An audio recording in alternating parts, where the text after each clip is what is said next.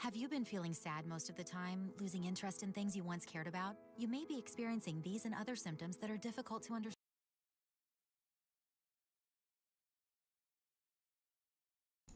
Damn it, Jim. Damn it, Jim. We're already starting out with commercials.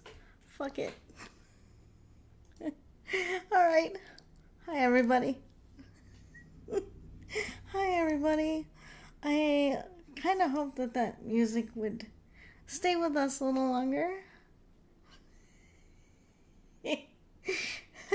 But no, apparently, we were freaking wrong about that. Hi, guys.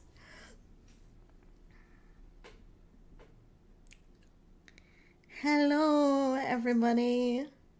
So, as you can probably see by the title, we're going to be doing some studying today. So that means I'm going to be doing a lot less talking, more reading. You know, we can chit-chat and all that. That is a thing we can do, but I probably won't be as talkative as I typically am, just because I do be focusing. Yes. So, YouTube Premium is fine. I just don't want to pay YouTube for ridiculousness. So,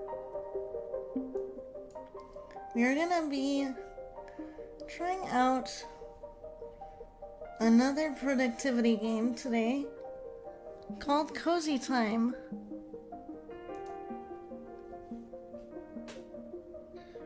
Just so that we can see what this is like, how we like it or don't like it.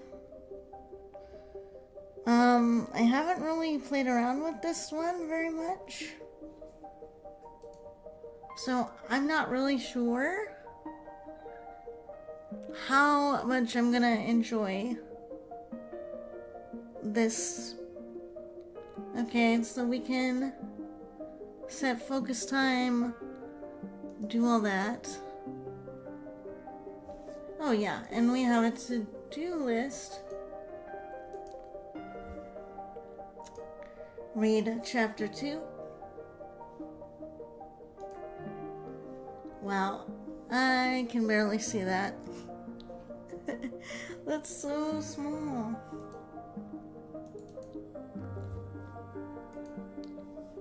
Read a supplementary article.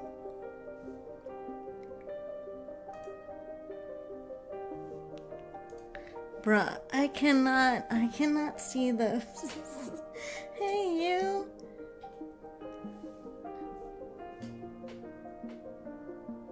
How are you doing? Thank you for the head pats. Let me redeem those real quick.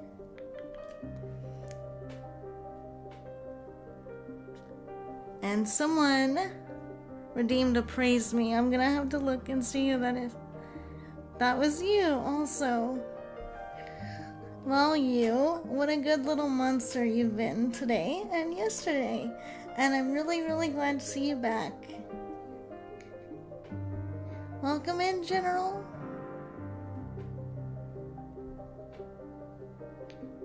I'm doing okay. We're just kind of starting the day, trying out this new productivity thing. We're gonna see if we like it or not. It's actually called Comfy Time. I see a redeem for hugs. Let's go ahead and give those. I'm gonna make this hugs for everybody today. Come get some hugs, guys. I hope I will too. We will see. We will see how it do. I don't know if I'm gonna like this productivity game as much,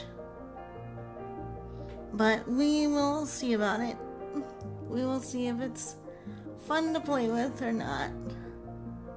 That's what she said. Welcome in, Satan's bigger toe. Anyways, what a funny screen name. Anyway, so I'm gonna start actually studying now. Yeah, sure, go for it. Ask your question. Now is a good time before I actually start diving into stuff.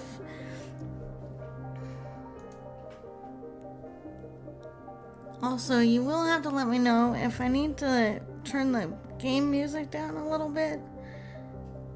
I have a feeling it might be a little noisy. So let me know. Let me know if I need to adjust anything, okay?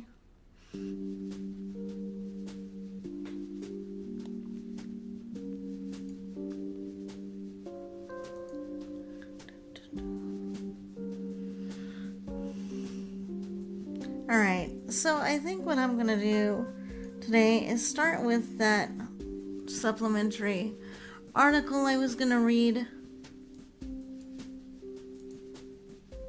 Oh my god, okay, so that's gonna basically mean I'm gonna have to put this in a whole different window in order to see it, and then organize all my other windows. Yay! Not. Okay.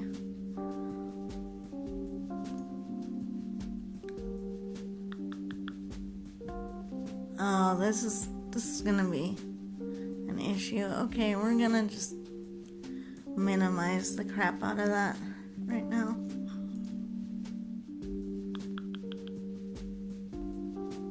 Freaking bots already, I tell ya.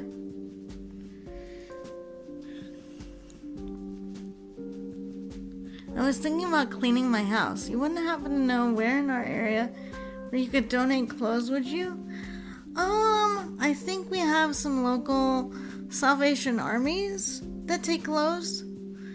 I also think Goodwill is a place you could donate. Homeless shelters are also a really, really, really, really good place to donate, because a lot of those folks could really use clothes, and especially warm things. If you're not really going to be using them anymore, that's kind of a good option, I would think.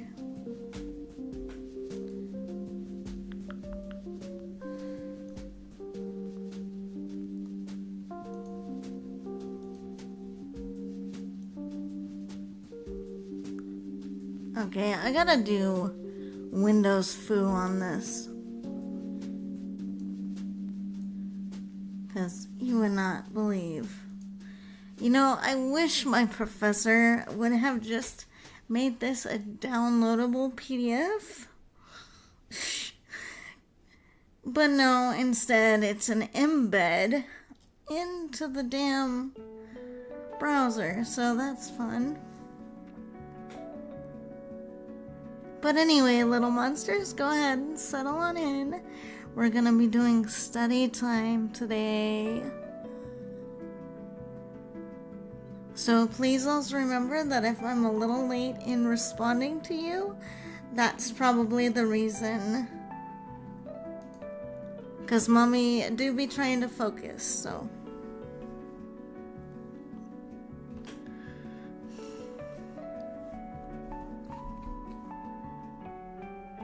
So we're starting with that supplementary article. I could have read it yesterday.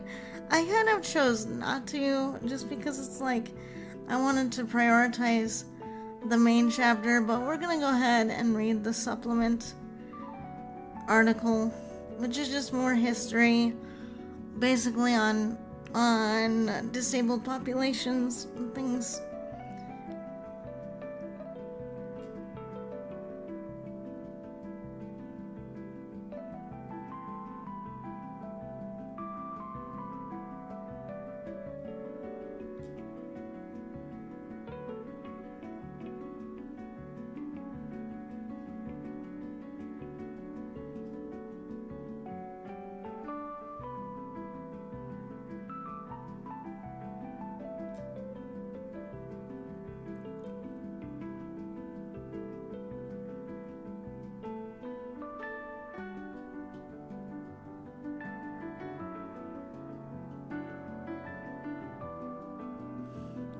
Yeah, that could be a good option too, General. That's a good idea. Because people are really going to be in need more during various holiday seasons. So that could be good too, if you wanted to do that.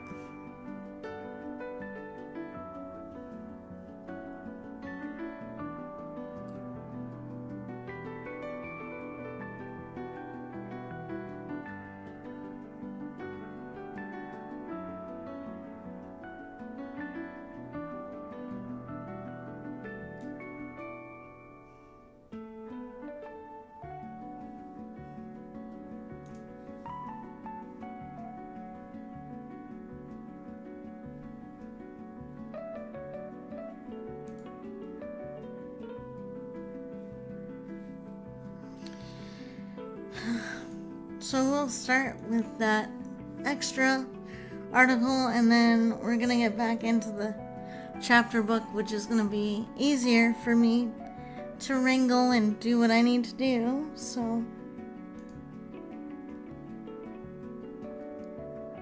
because it's kind of bizarre the way they have the window laid out.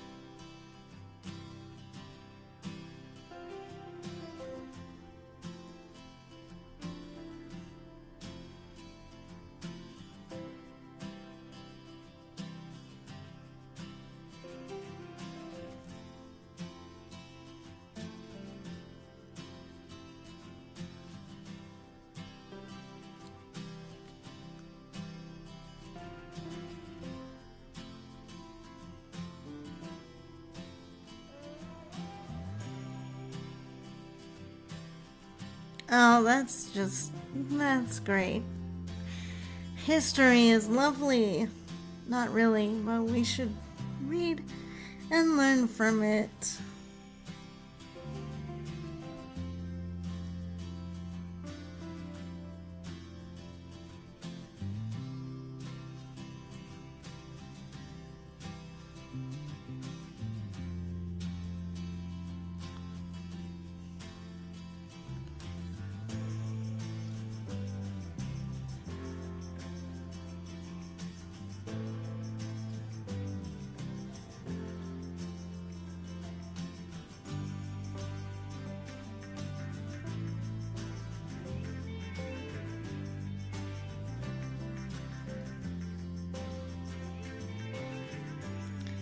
But either way, I hope everyone is having a nice, comfy day or night so far.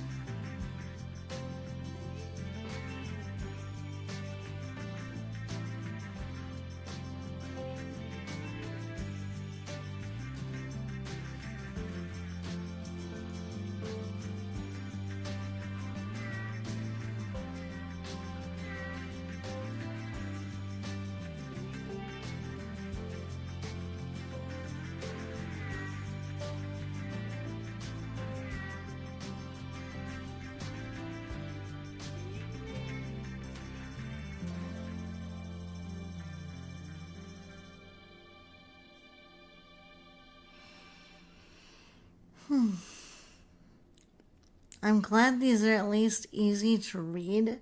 And like I said yesterday, what I mean by easy to read is at least they're not so full of like intellectual extras that they just take forever and ever to get through. So I'm glad this is actually written in a way that people might enjoy reading it.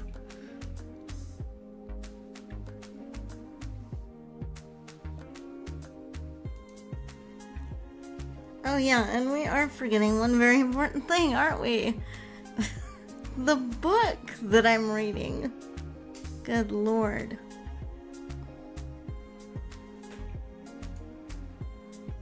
I knew I was forgetting something. There we go.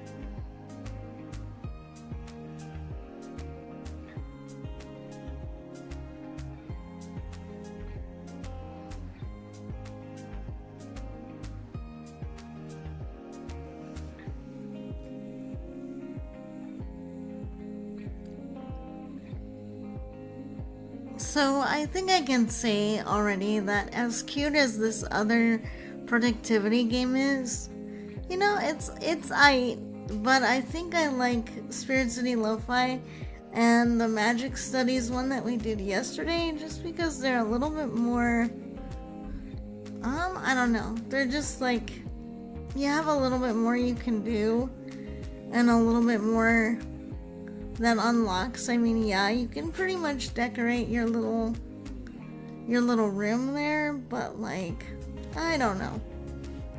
It's not as fun to me. It's not that it's bad, but I like other productivity games better.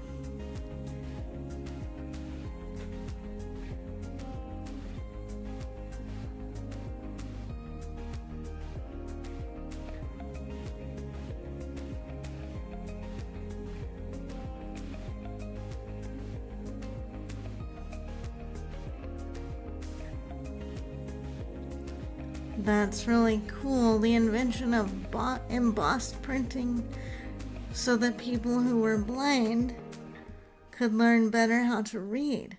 So that's like the before the invention of Braille, which is really cool.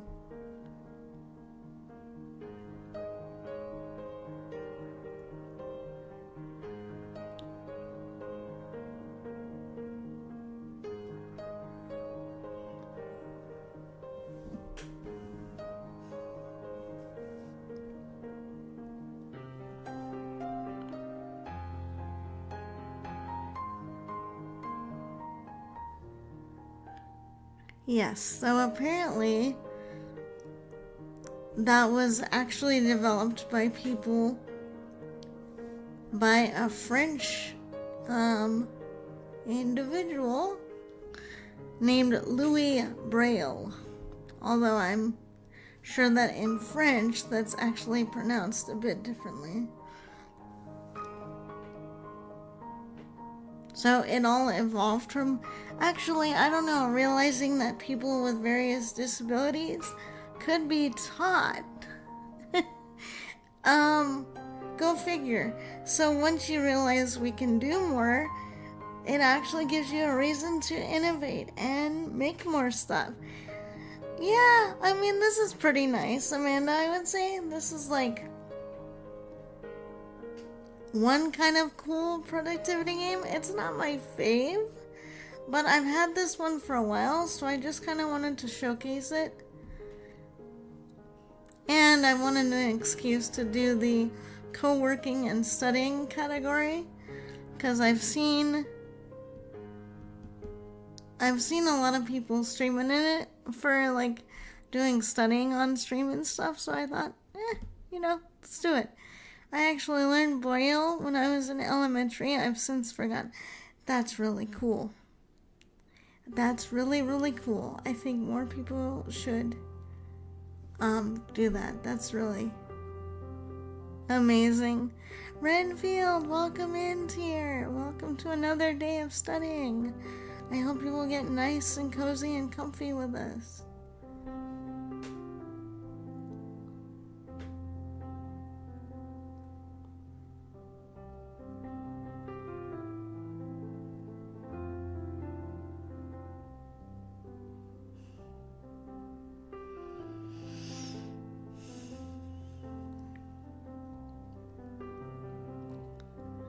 Yes, I actually went to a Montessori school, and the person who created those, Maria Montessori, is actually in this thing I'm reading, whose educational method involved children's natural interests and activities rather than formal teaching, were all influenced by Rousseau. Very cool. I thought about doing that, streaming my menial streaming tasks, like making thumbnails, making rooms. Do it. I would literally come watch. I am curious about what you do for work.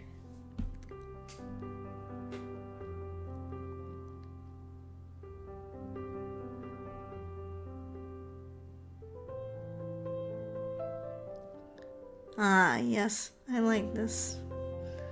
So, the French Revolution was actually inspired by a lot of these writings from philosophers and things like that who started talking about the value of human life. And it says, influenced by the writings of John Locke and Rousseau, the French Revolution began the battle for recognition of the innate dignity and worth of all human beings. At the heart of the revolution was the belief that one is worthy of dignity, not because of wealth or status, but simply because one is a human being. Yes, we are continuing our disability history studies, so I decided to read the companion article that's supposed to go with chapter 1, and we might do the second article, but we'll see. We'll see how long it takes us to get through this one.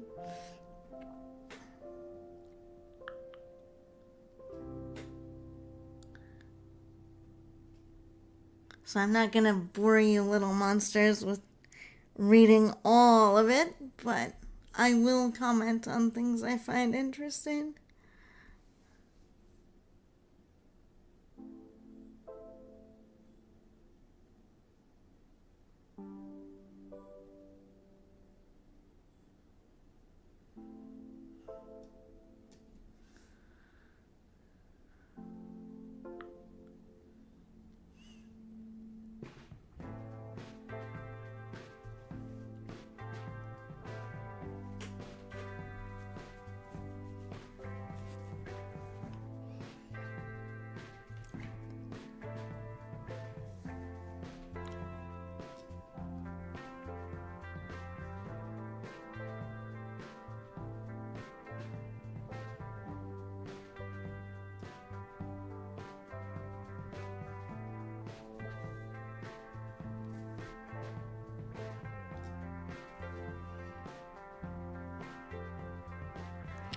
I've never actually seen that all the way through. I really need to at some point.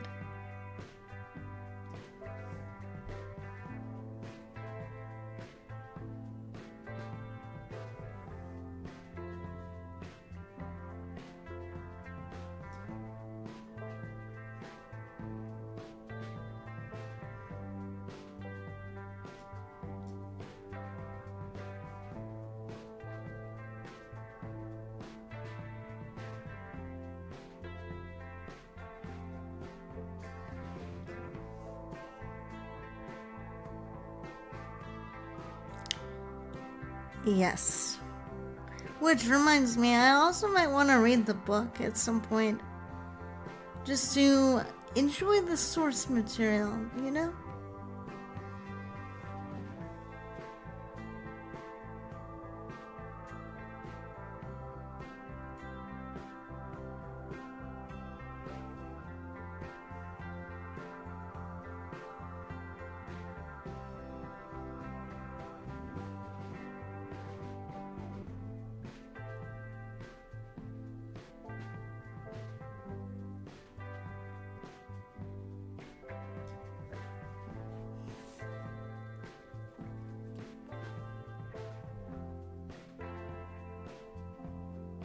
Oh, nice.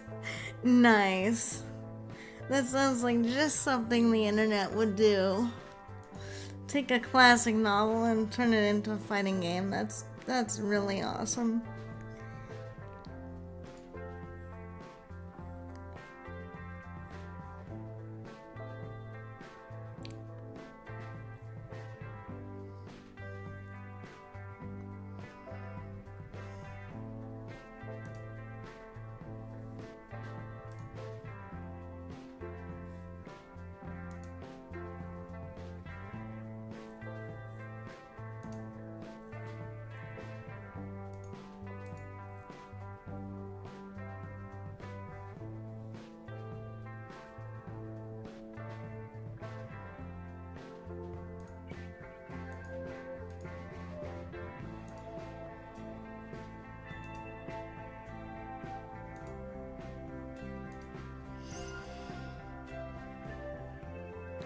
Still need to watch the classic French film trilogy version. I would still watch that. Parodies have been a thing for centuries. Anyone remember Pride, Prejudice, and Zombies? I do. Vaguely.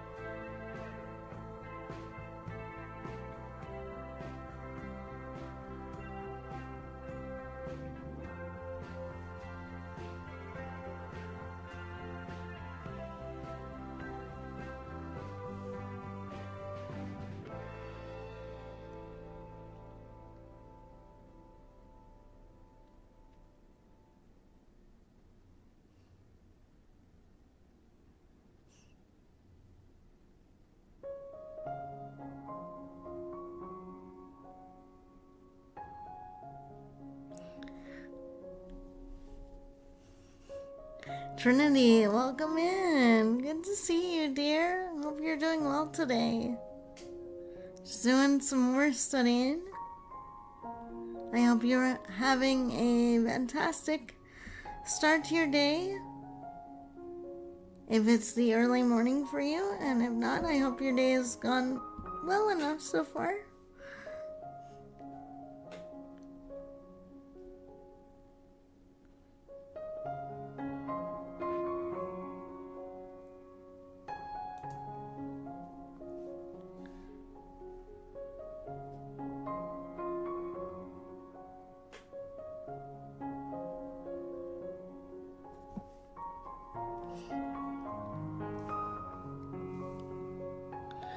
I'm doing alright.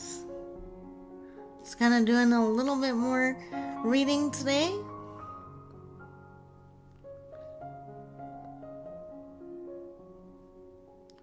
Just kind of reading another article on disability history today. It was kind of the supplementary article for yesterday's chapter that we read that I decided not to read yesterday, so we're just gonna read that one today.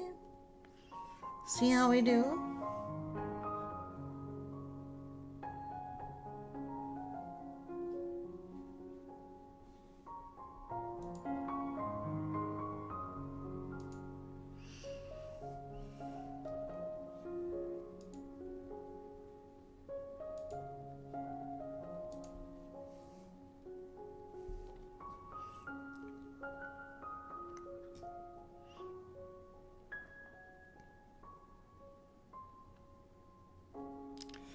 Yes. Yes. They were. That's putting it lightly.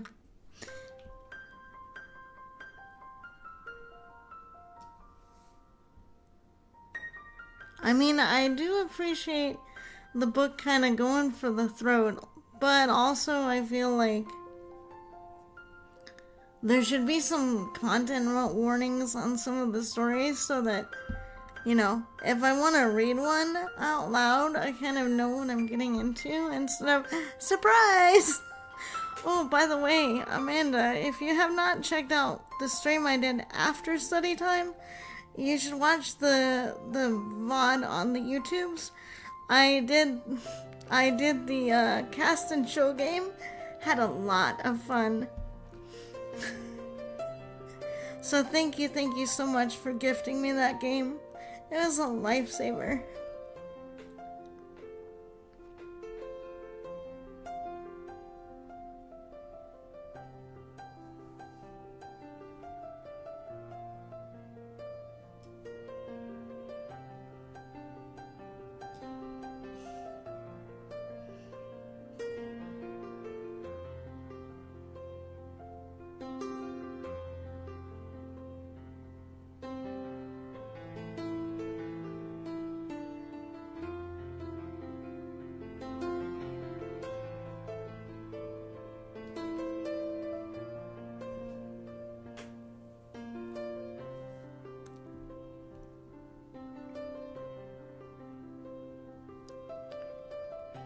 Yeah, no problem. I just wanted to let you know I finally had a chance to play it and it was really fun and chat really enjoyed watching me get to play that game, so it'll definitely be one of those games that we play on my kind of Monster Mash day of just whatever kind of games. It was really fun.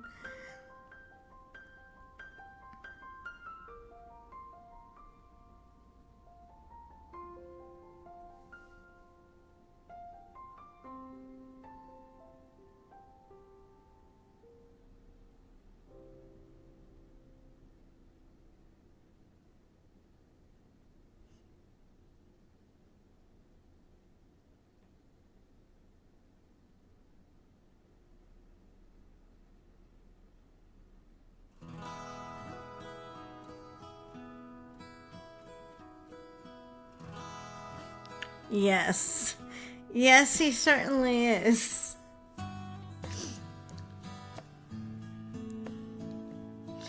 Oh yeah, I also have some funny clips here on the Twitch, so those are fun and worth checking out too if you want.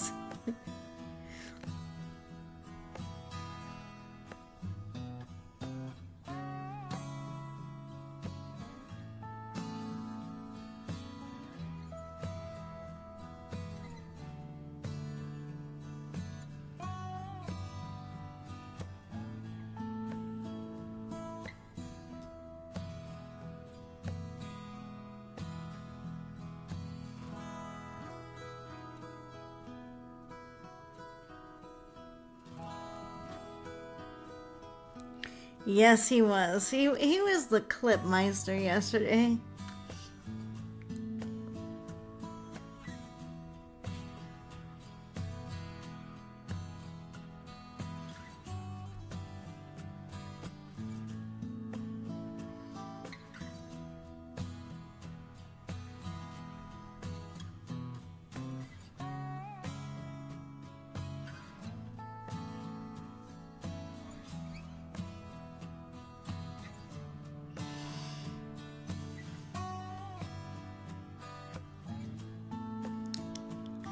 Yes. Yes. Well, I appreciate that sometimes he's around and can make pretty badass clips. I think it definitely shows my good side.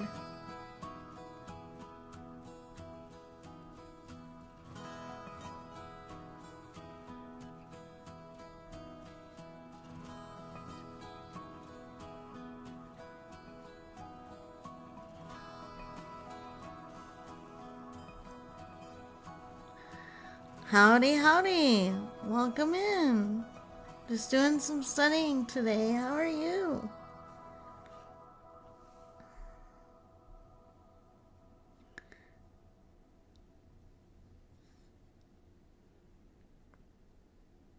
I hope you're having a good day today, and I hope if you decide to stick around stream, you'll just enjoy the cozy, comfy vibes and use this time to get some progress on some chores or whatever it is you might be working on today. I'm doing pretty well.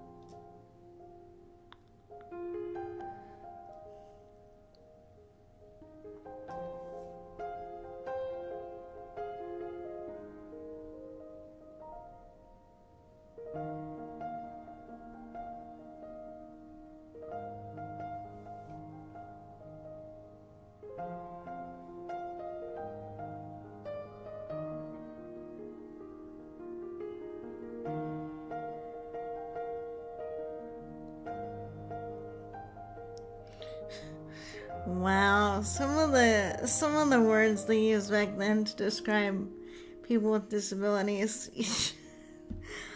Wow. This is why we develop and change language over time.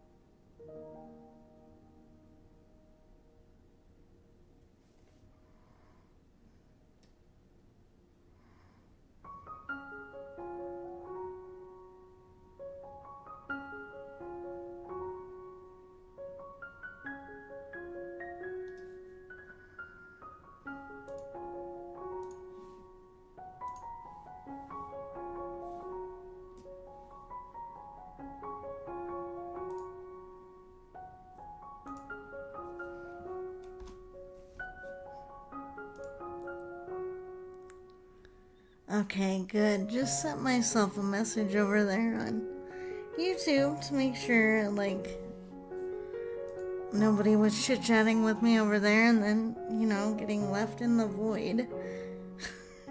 Because we wouldn't want that to happen. And I've had that happen before because technology refuses. To technology sometimes. And it's just like, hey, we see that you're trying to multi-stream. Would you like part of your audience to be left to the void? Hey Bird, how are you, dear?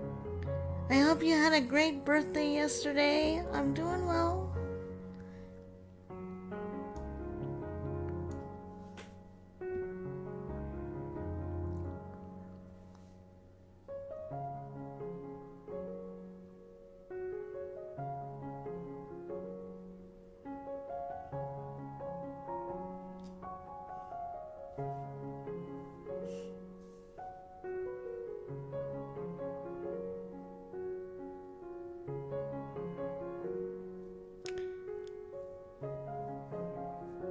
Yeah, I've made some updates and tweaks. So I think it should be a bit better now.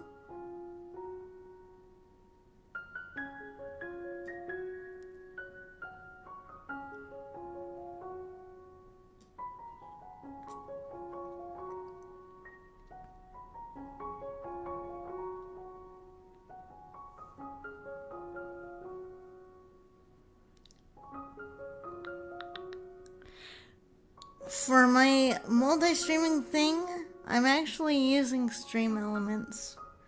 I know there's like a lot of people who use like Restream. What is going on with this?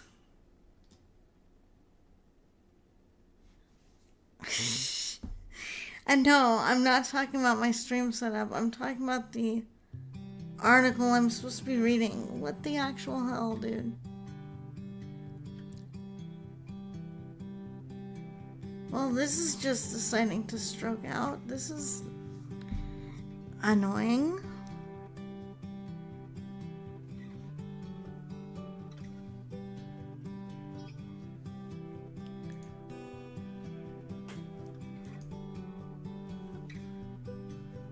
Alright. We're gonna have to reload that webpage because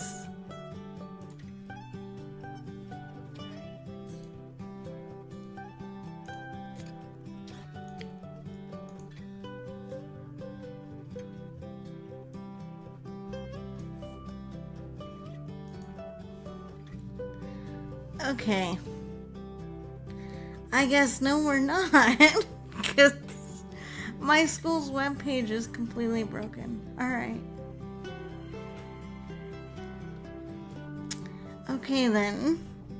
Alright. Well, children, I guess we know what this means, don't we?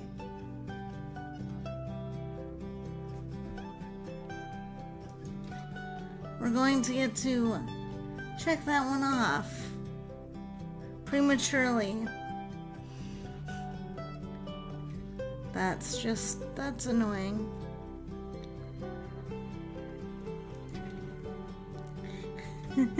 Yes, I know. I'm starting to realize that. Alright, let's get on to the thing I can actually read. That's not gonna be broken AF. Alright, General, take care.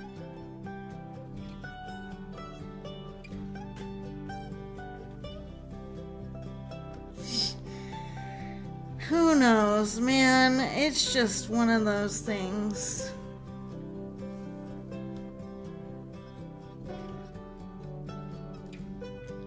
It's just like, bruh, come on. You have one job, your school website, and that is to work. You got one job. Anyway. Well, it's fine. We'll get it done.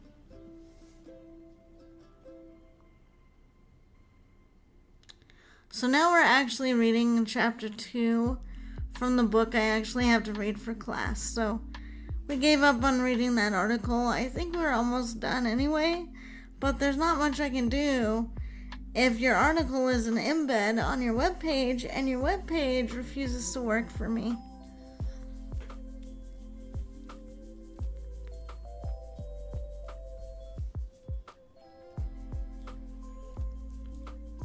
It's like, it's not my problem.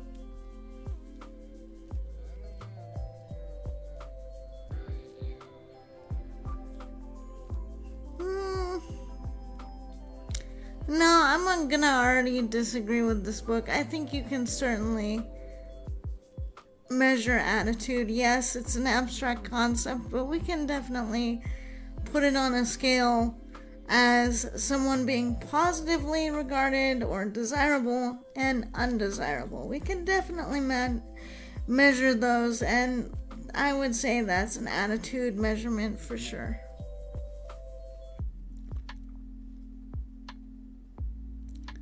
In other words, people will claim they have positive attitudes towards persons with disabilities, even if they do not. Yes, because that's like the acceptable answer is to answer that you have no problem with people with disabilities, but really, you do.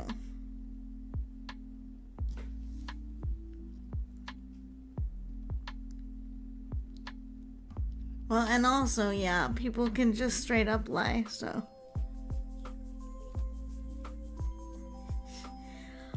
I mean, if this keeps up with the other articles, I will be letting my professor know. Hey, maybe you need to just make this a downloadable PDF. Instead of making this an embed in your course, because it completely fucked off.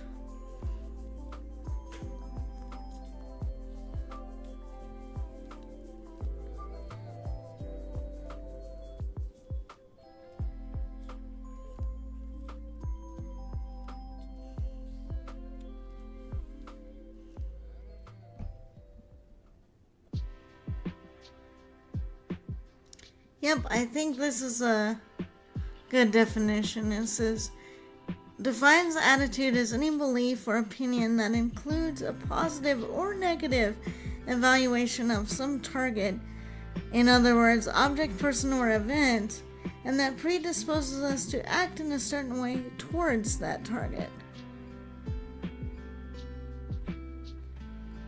I mean, maybe, but I'm not sharing it on stream or anything, so that's gonna make it very difficult for me to finish reading if the embed won't even finish loading.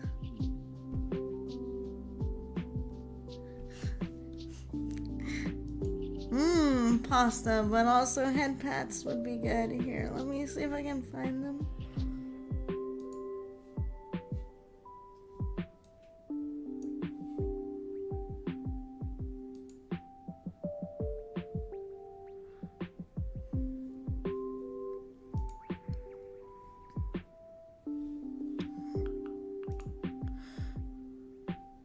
Yeah, who knows? But you know what? If it continues and starts getting to like an unreasonable level, then I have no problem talking to the professor about it, being like, dude, in case you didn't know, these things are not working.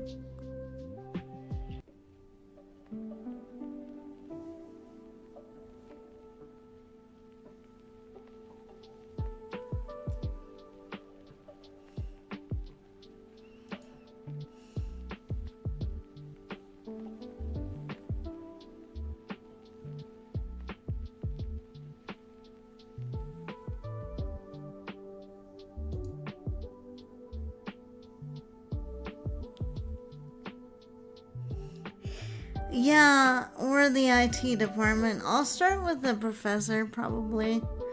Just to be like, yo, dog, in case you didn't know.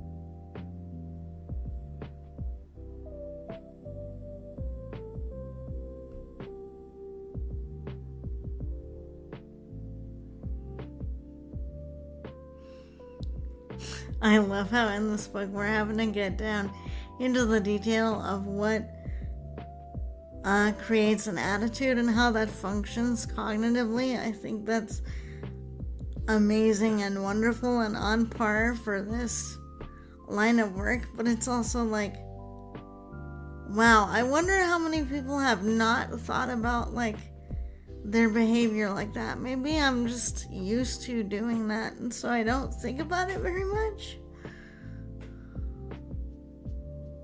But maybe there are a lot of people who just don't think that deeply. I don't know.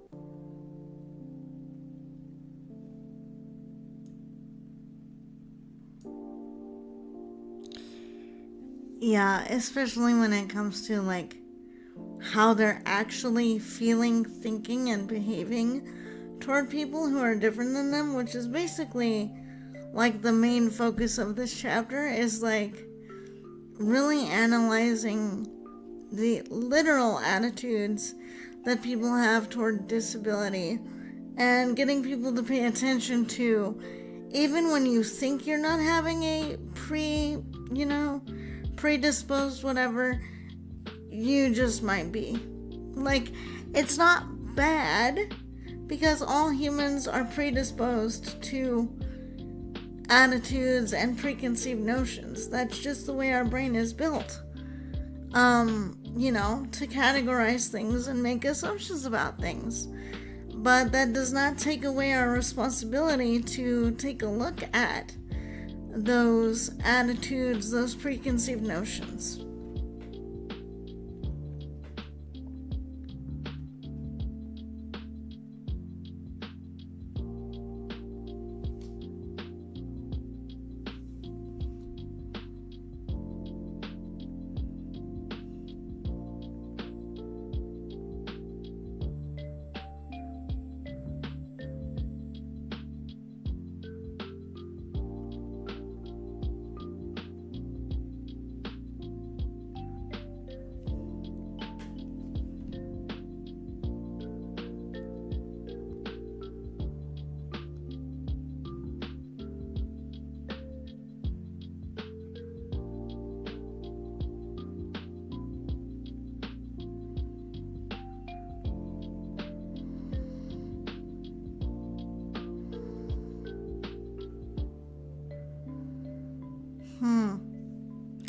So this is interesting, and this is what I found when I also did research on attitudes towards counselors with disabilities.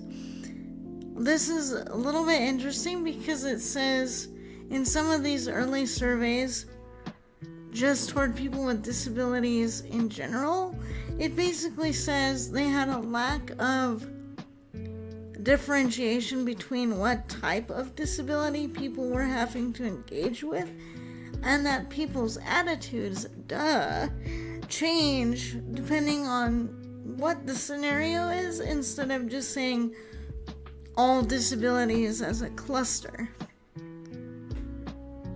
And also, of course, there's validity problems and all that stuff, which is how accurately are you trying to not only measure what you're trying to measure, but how sure are you that it's can be reproduced and that it's accurate?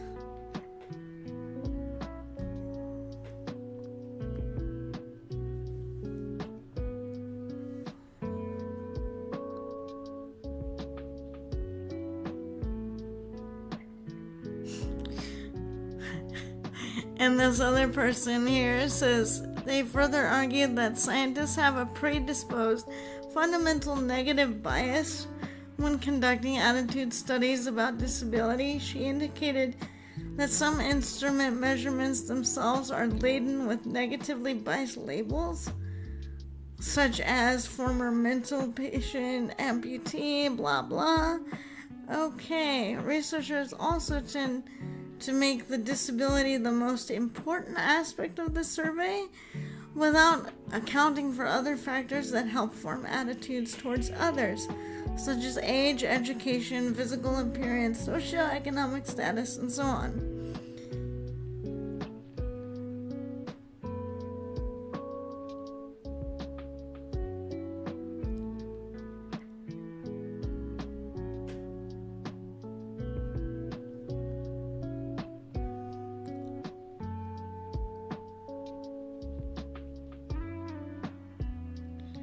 Well, and water is wet.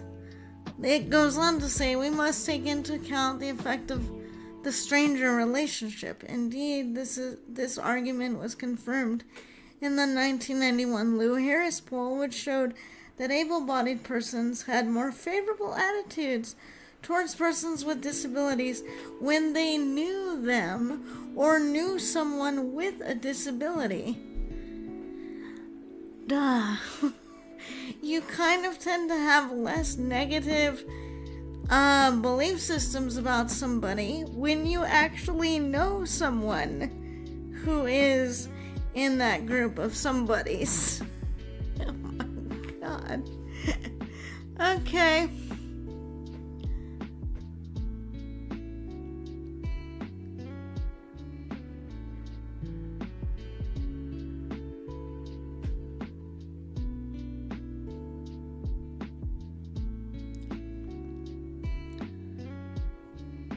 I know, and it's just one of those things, like, as much as I'm excited to go into the counseling profession, I'm also like, okay, how much of all of this am I gonna have to be prepared to deal with?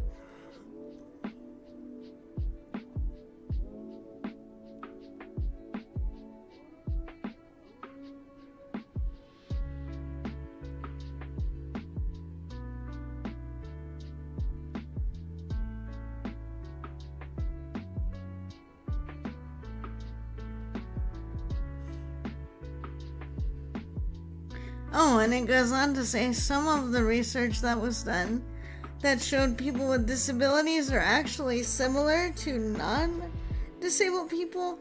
Those were just ignored.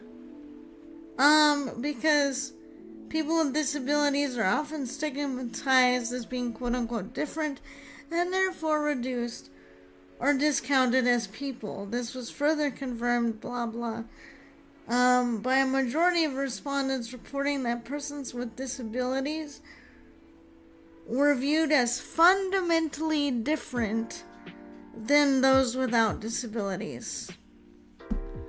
So, basically, we're a whole different species, according to some of these early surveys.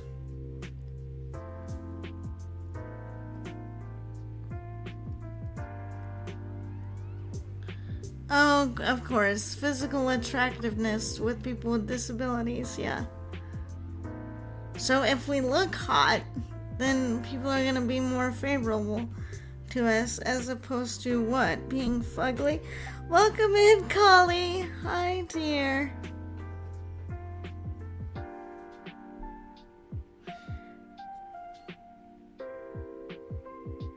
How are you doing this morning? Or this afternoon? Actually, it's not morning anymore, is it?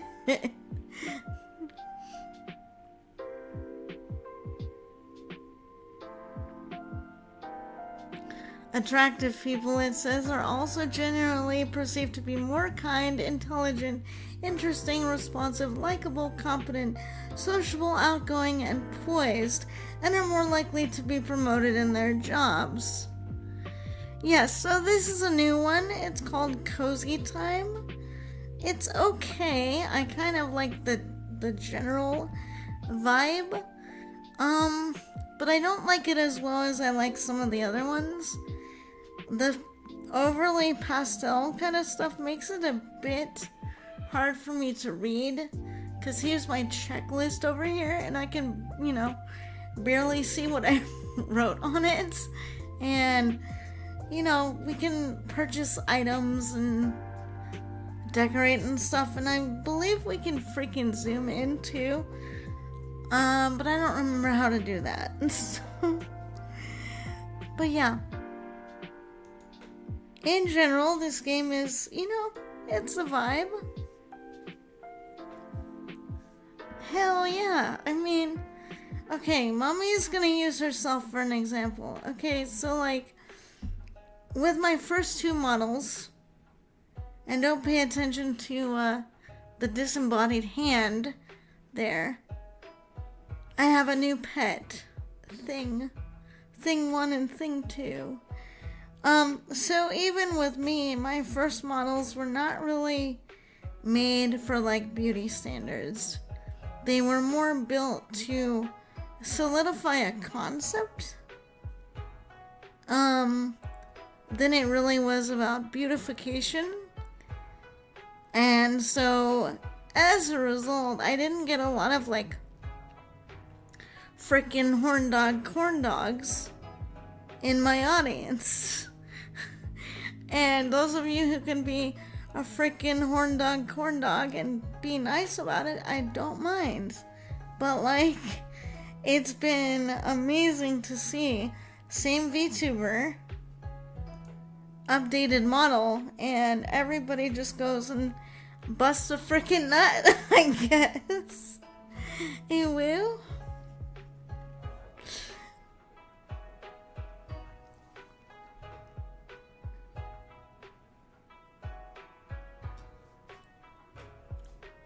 Ah, yes. Competence. That's the thing I've constantly had to deal with, is having people assume I'm not only a child, but I'm incompetent. And I'm like, bitch, do you see how much education I have? I know some words that you probably have never even heard of.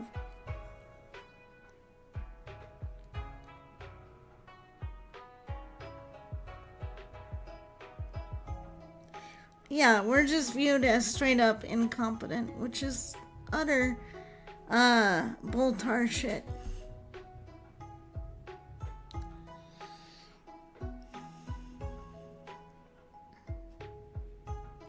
Yeah, okay, so this other person described the concept of quote-unquote spread, pertaining to how some persons without disabilities assume that someone with a physical disability may also be mentally, developmentally delayed. I have literally dealt with that my entire life. With or without my lazy eye, by the way. I've literally had people come up to me and be like, "Hi, how are you?" And I'm like, "I'm fine, thanks. How are you?" And they're just like, "What?"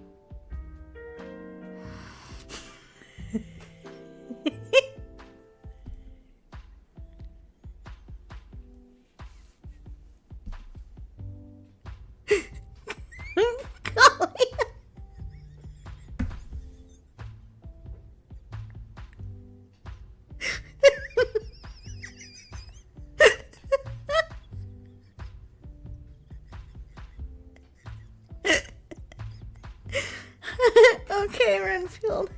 Have a good one. Have a good one, dear. I'll see you later.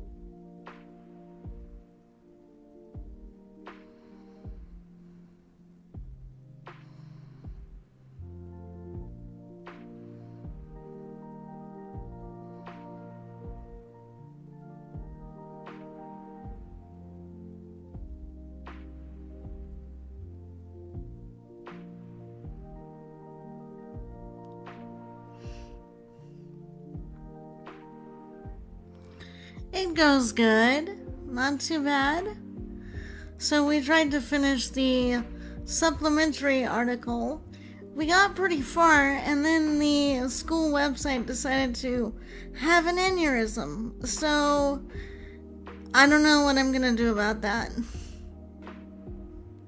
The rest of it refused to load, and I'm just like, I mean, yeah, it's better in terms of we're not going down into the deep pit of hell, but we're talking about positive and negative attitudes toward people with disabilities and where they come from.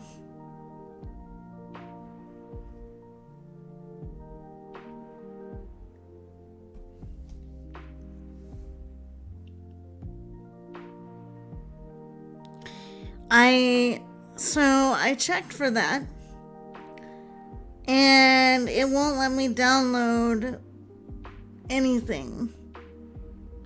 I have to read it on the webpage. So I think after this study stream, I'm gonna write my professor and say, could you make PDF versions available of this? Because whatever embed she has going on right now, it's not working well.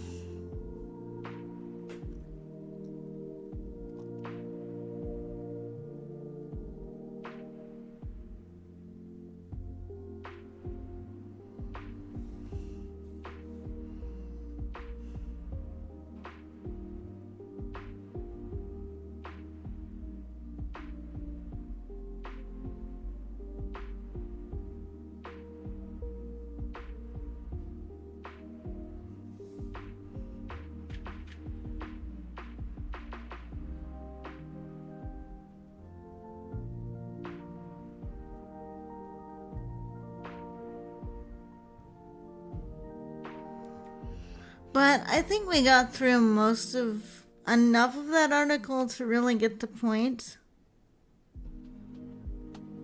Well, yeah, I think the music is good, and we can actually choose from different mixes, actually. So this is not the only music collection the game has.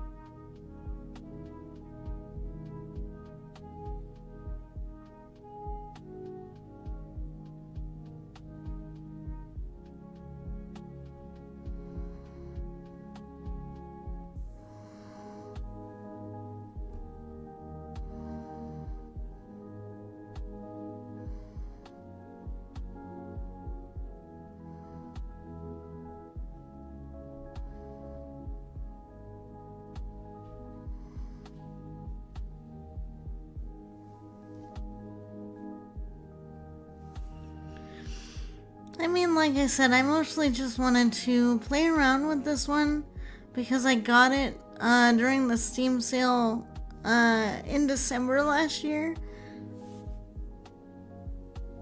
Just as kind of an alternate to Spirit City Lo-Fi. But I really, really, really like how much customization Spirit City Lo-Fi has and the little creature collection part of it.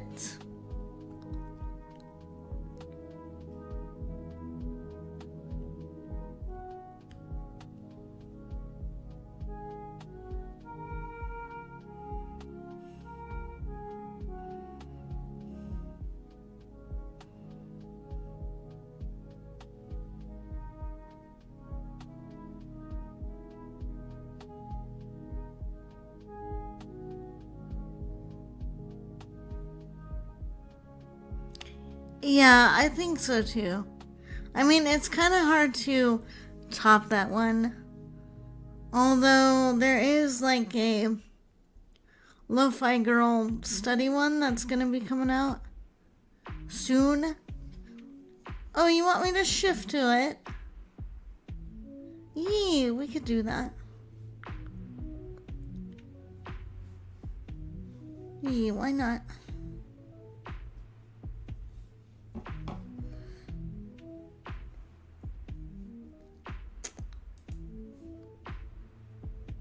Alright, let me get on to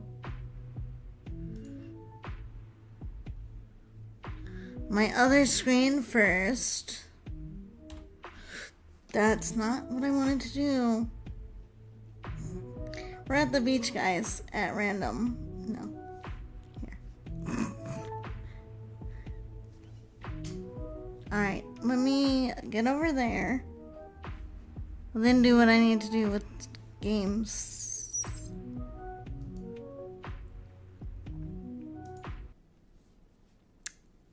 Yeah, I think we're gonna shift to it because it's a little more fun to do. Hello. Where is it?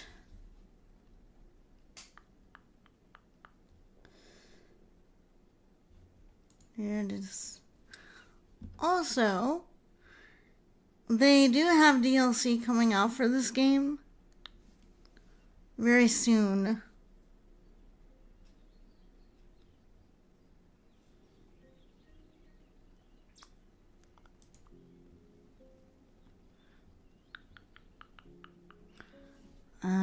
Graphics.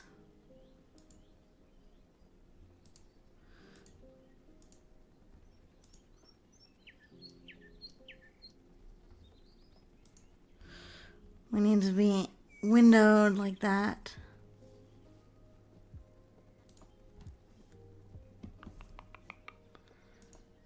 Windowed mode.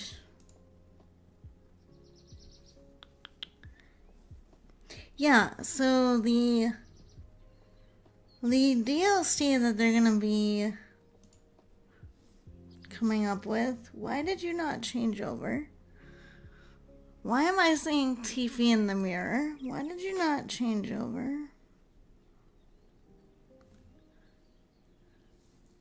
You dick. Why did you not change over?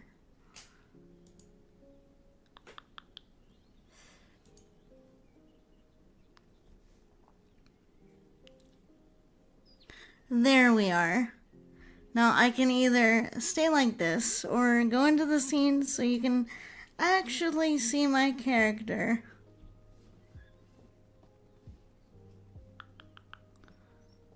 So yeah, they have some DLC coming out that's very train themed, which I think is nice because then we're gonna hear the ka-chunk, ka-chunk, ka-chunk, ka-chunk, ka-chunk, which I personally like.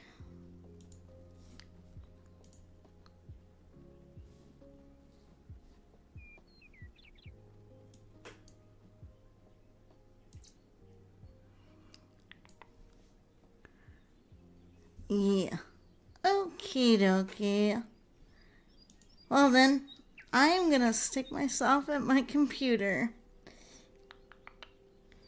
And what I like to do here. Welcome in, Techie. We're just doing some studying today. Let's see. I forgot. What can we do at our desk? We can do the writing. I guess that's what we'll do.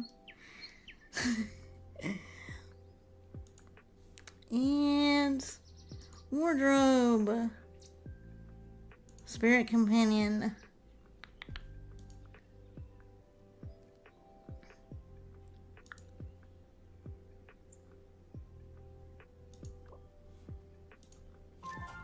Let's buy the pink one. Let's buy the pink one because it's cute. I freaking love this game. Damn it, I love this game. Okay, so here, let me set a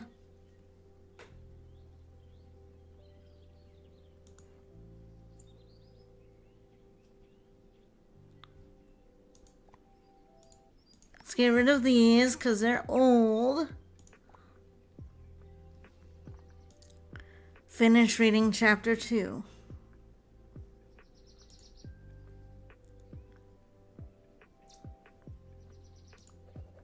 And then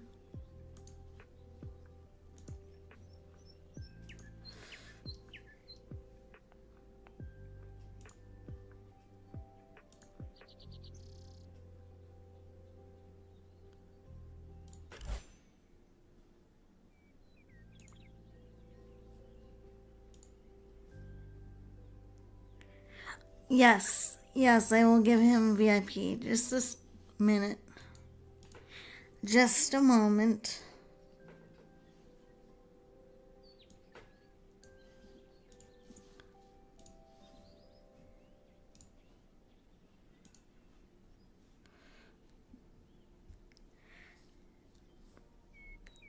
Well, I mean, technically, that's what my dragon does for me all the time, Techie. Technically, she's a... Stop doing that. God damn it. Only copy what I want. Thank you.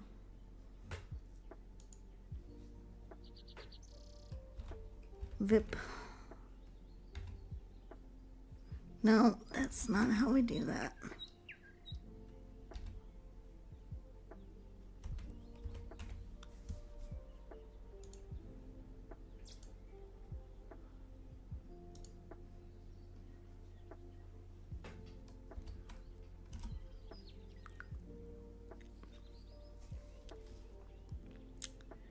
I mean, it would be freaking cool. I would have one of those. Like, my dragon would probably be freaking jealous, but, you know, we might have one just around. Who knows? Maybe that's where my dragon just puts her extra ink in an inkwell and it comes alive one day. Who knows? Who knows? That'd be kind of funny. She would get jealous, though. She'd be like, excuse me? I'm a freaking dragon. What are you doing? I'm a freaking dragon. There we go.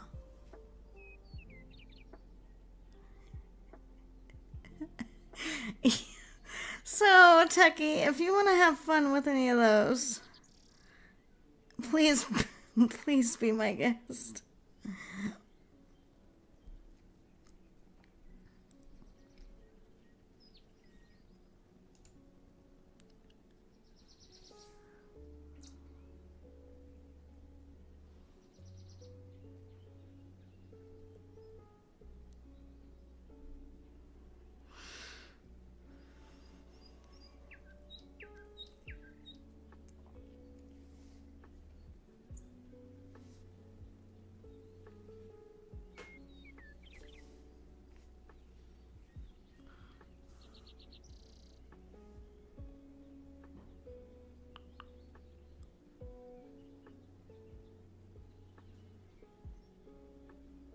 Oh yeah, so it's bringing up about, like, childhood perceptions of people with disabilities, right? And how when kids are discouraged from interacting with us, it kind of teaches them that, quote, these people with disabilities need to be avoided.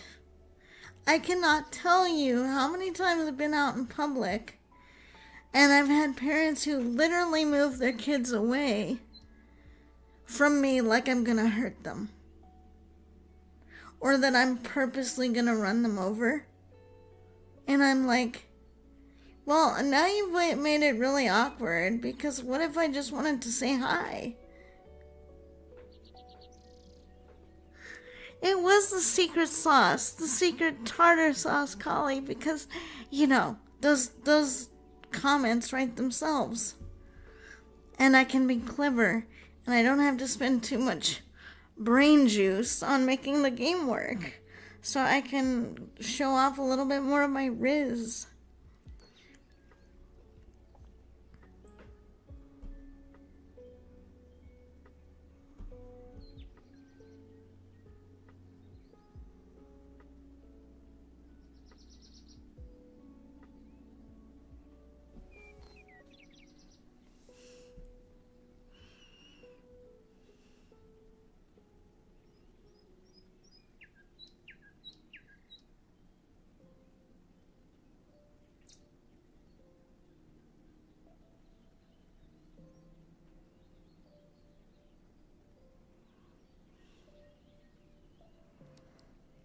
And what a nice VTuber Riz you have. Yes. And right now I'm demonstrating my wisdom.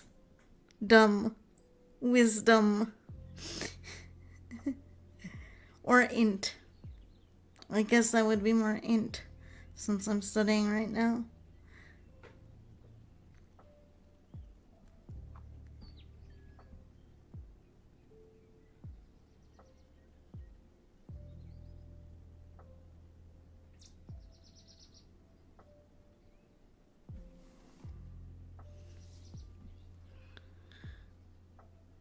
Welcome in, welcome in. It's been a long time. How are you, dear? Good to see you. We're just doing some low-key studying right now. Or should I say lo-fi studying right now?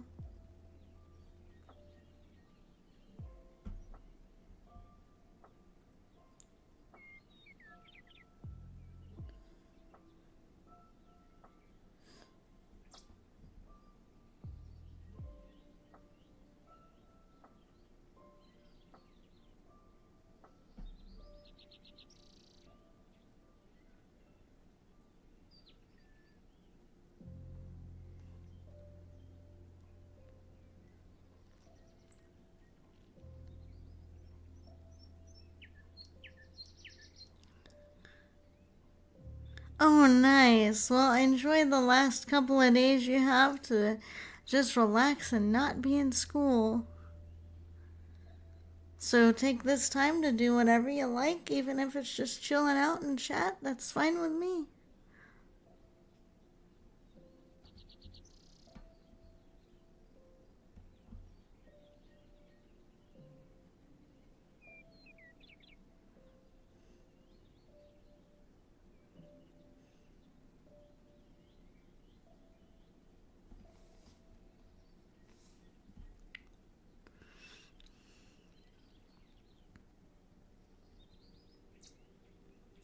Ah, yes. Hold on, Collie. Which comment? Hold on. I might not have because I've been reading. But let me see.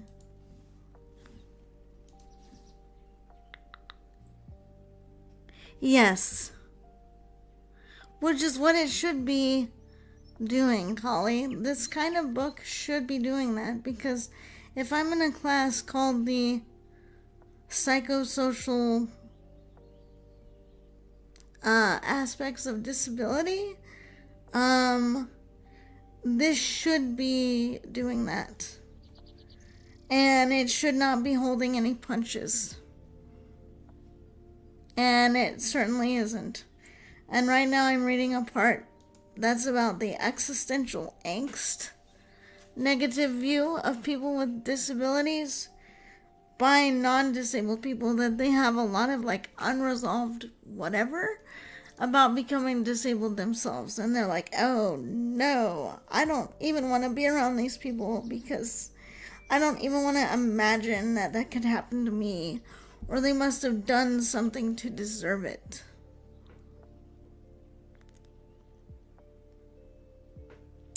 Yes, I do.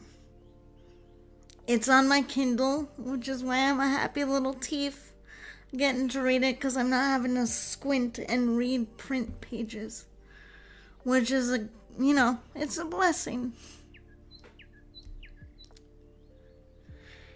Because speaking of disability, my eyesight has been changing a lot lately, and so I'm having to adjust to different ways of continuing to do what I love, which is read.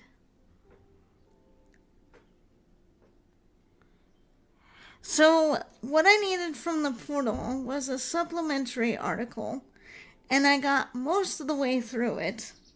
But when I went to go to the second to last section, just by clicking next, it just kept spinning and spinning and spinning and spinning and spinning and would not load. So, yeah.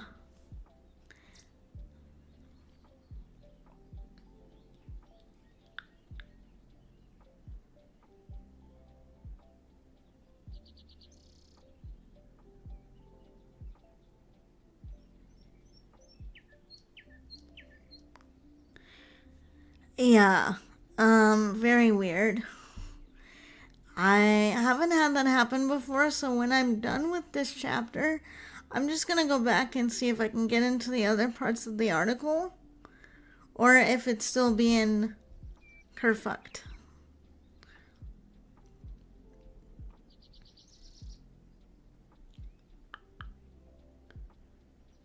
Fear of contamination, whereby non-disabled persons fear that by interacting with someone with a disability, they too might become disabled.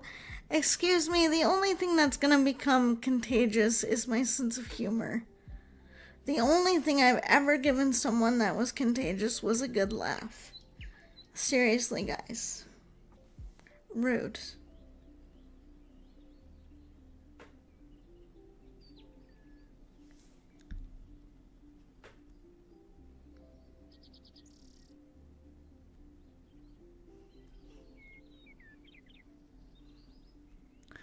Yeah, I basically, and Bird kind of said the same thing. That if it doesn't clear up, then I'm gonna just have to yeah, apparently it's on the list of some of the negative attitudes. The next one is aesthetic aversion. Describes an aesthetic sexual aversion in relation to what society finds visually pleasing or repulsing to the eye. Certain disabilities such as amputation, facial disfigurement, and deformity are perceived as repulsive to look at, despite the fact that we have a morbid curiosity to stare. End quote. Wow. Good evening, Reaper. How are you, dear?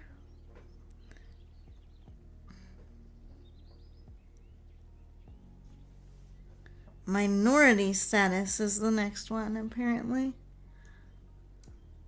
on this list. Nice. That sounds like it's gonna be a delicious dinner. That sounds good. Will you invite mommy over for some?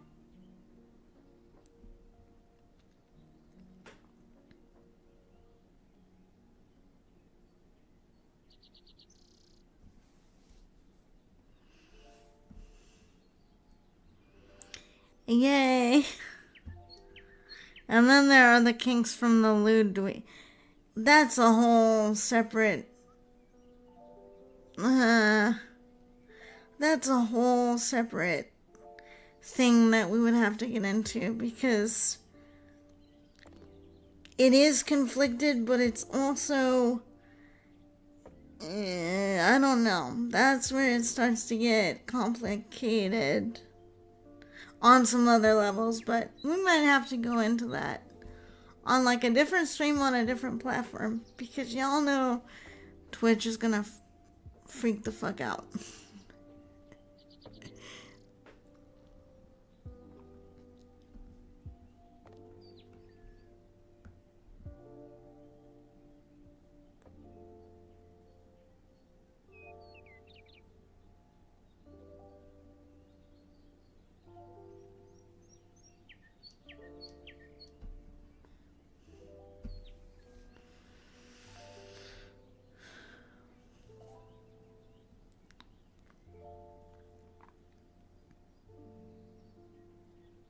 But let's also be real. Like on a lot of those Luddite ones with amputee stuff, let's also be like real that all of those women, even if they are amputees, are freaking hot looking. Okay, so in a way it validates she can be an amputee so long as she's hot.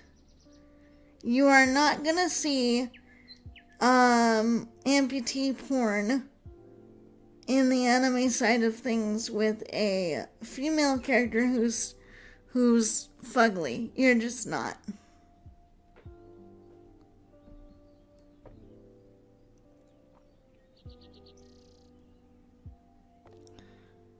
What I really miss are cookouts that my family used to do back when we used to live in a house that my dad was fixing up.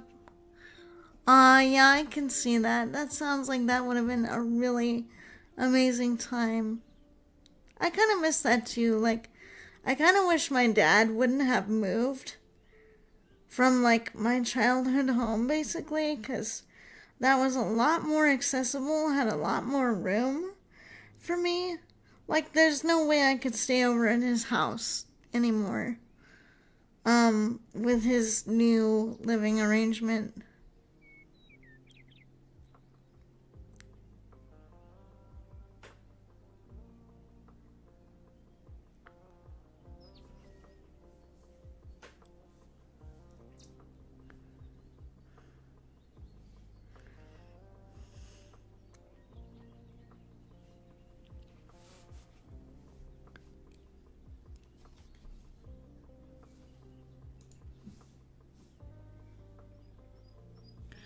Well, I'm very lucky to still have my dad.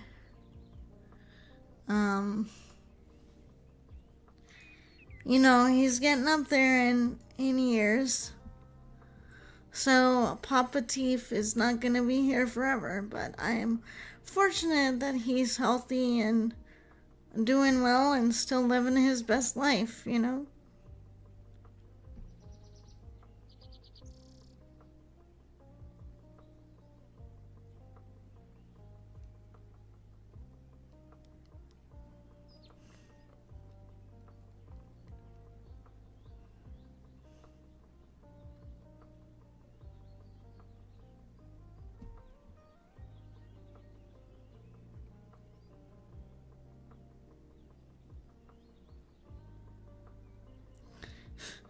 There are also some support for the findings that the more severe, visible, and aesthetically aversive the disability is, the less favorable the attitudes may be. No shit. No shit. I think, like, the whole Quasimodo thing should have showed us that.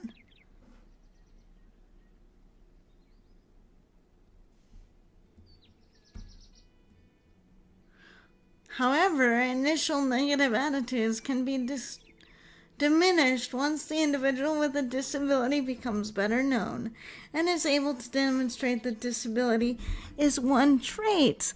Well, you wouldn't know that if you didn't get to know them, now would ya? And water is wet, and mom is not. Media portrayals of disability. Up next, what I used to do my whole VTuber thing around.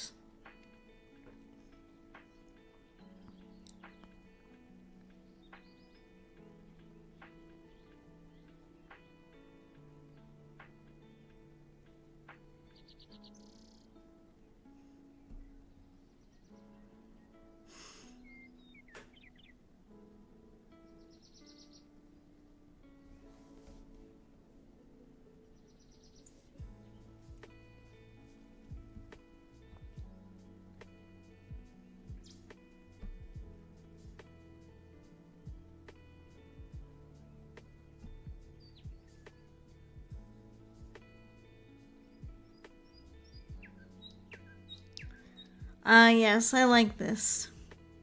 The absence of persons with disabilities, enjoying themselves, living their life, actually contributes to the idea that people with disabilities don't do anything.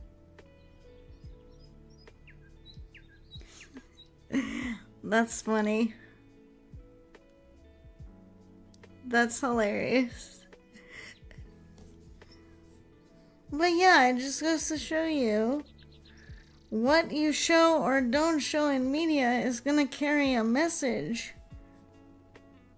Absolutely. So if you don't show, oh yeah, people with disabilities can go out and purchase things and socialize, well, then you just think that we're helpless and we don't do anything.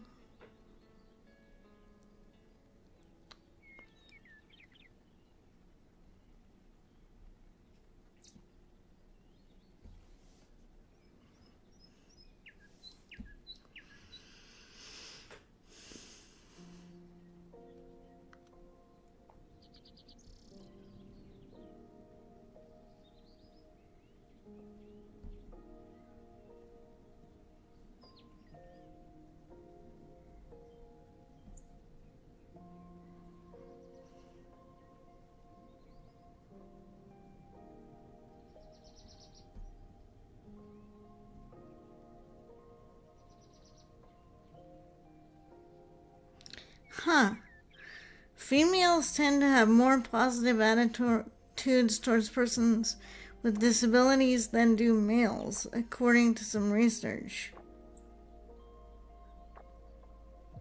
B. Young children age 6 years show a preference for playing with non-disabled children, true that, whereas persons in late childhood and adulthood appear to have more positive attitudes than older persons.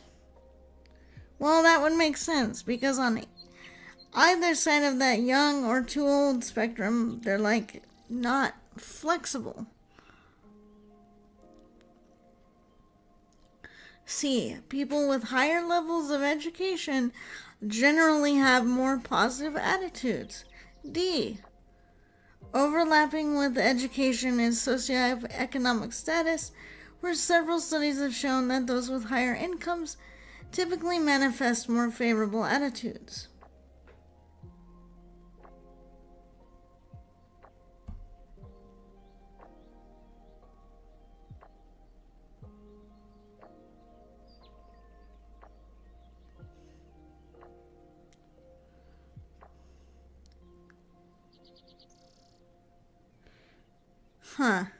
Further, non-disabled persons with a higher self-concept, that's just a fancy word for a higher feeling of like, I'm okay with myself, appear to possess more positive attitudes towards those with disabilities than those with a lower self-concept. Finally, those with more positive body image, and scoring high on ego strength, not meaning egotistical, but meaning they have a good, stable sense of self, also possess more positive attitudes towards disability than those with poor body image, according to this study. I am studying the psychosocial aspects of disability. This is actually for some of my counseling coursework. And so I absolutely was going to take this class the minute I knew that they were going to offer it, and I think they chose to offer something like this because they have me as one of their students. Because I am disabled myself, hence the magical disc I'm always seated on. Those of you who have been on the channel a while, already know that, but sometimes it bears repeating. So it's really cool that my university decided, you know what? We have a student that's been pushing us to pay attention more to people with disabilities and make sure counselors are prepared to work with that population. You know, maybe we should really add some coursework to that.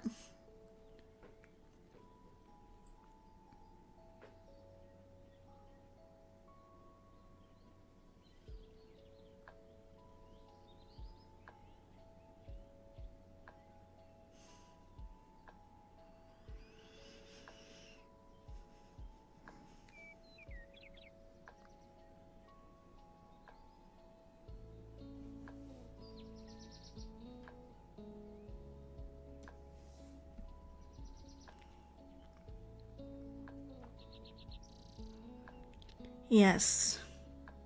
And this is why, in the beginning of my VTuber career, I was practically obsessed with that whole concept of disability in media, because it really does matter, as do the words that we use. It truly. But I've just decided now, instead of critiquing the way the normies want to do disability, I'm just going to make my own stuff. I'm going to write my own stories, collaboratively create my own manga, and that's just going to be out there as its own argument by existing. That's what I have decided to do differently. My existence will be the counter argument. because it already is. By simply wanting to be a counselor, I'm already a counter-argument to everything this profession professes to be. And I'm already someone that says, oh, how compassionate are you? How open-minded are you? Are you willing to accept a wheelchair-using counselor? Are you that open-minded?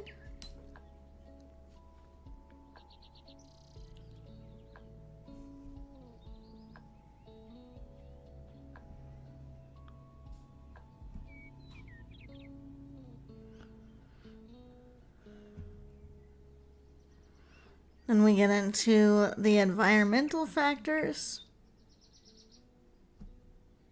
Yes. So I've actually been working on that. I've shown off a few, like, for fun pieces. But yeah.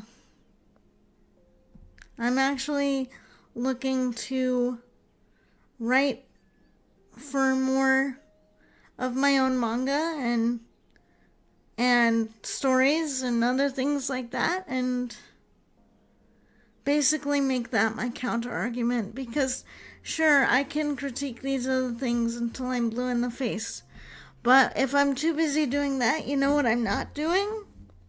I'm not doing my own work. I'm not writing my own stuff. And so yeah, that's kind of how I've just decided to change up the formula. But yeah, Reaper, it's one of those things.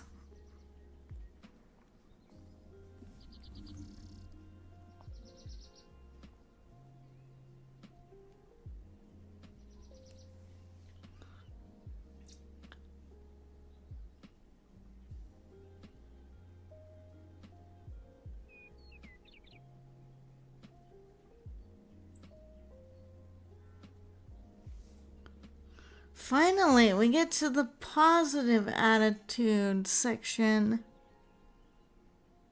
Yeah, I know, but you know, it's kind of gonna always be that way. I'm just lucky. I have such a great artist that I've had working on the last couple of ones. Like, they've been literally a blessing to me, so it is what it is.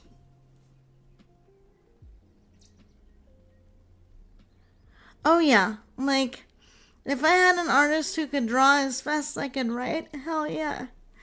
You know, there'd be a lot more going on. Finally, we're to the positive list.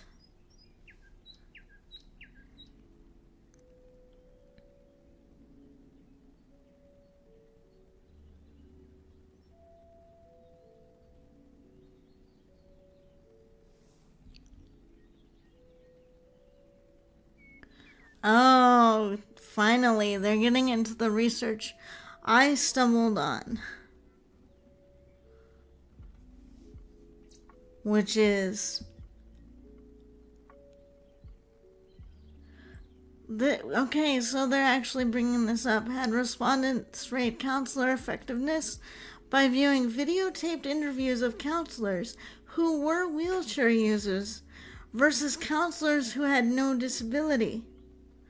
The counselors who used wheelchairs were rated more effective and more positively by both male and female respondents. However, female respondents rated the counselors in wheelchairs significantly more effective in areas of empathetic understanding, level of regard, and congruence. And that was in 1976.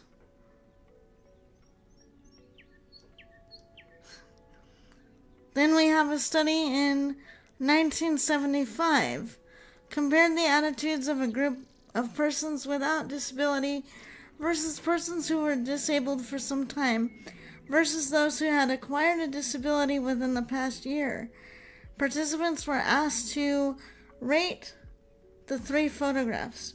One of a white male using a wheelchair, one of an individual with an amputation, and third, of a non-disabled black male. The non-disabled participants rated the two persons with... Okay, wow, that's racist. Okay, we're not gonna read that next part, but oh my god. Okay, so the respondents who were disabled for a long time.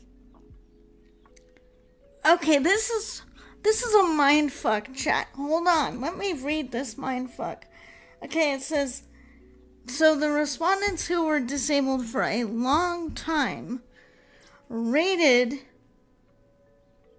the non-disabled person as more positive than the respondents who became recently disabled.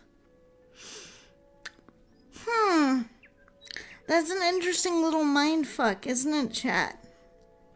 So the person who had their disability for longer, and I would question what the pool size was for this, but apparently the more longer disabled person rated the non-disabled person more highly than those who had had their disabilities for shorter periods of time. I think what this says is that's an impact of society on that person. Because if they acquired their disability, like my grumpy dwarven friend, and have now been disabled for a while, yeah, if he were the one filling out the survey, I would not be surprised by those results. Because he has a more negative view of himself and his disability than I do. So I've actually been a good influence on that grumpy old dwarf. And he's actually said that to my face. He's like, before I met you, I had a very different view of people with disabilities and a very different view of myself. And you have really changed my mind.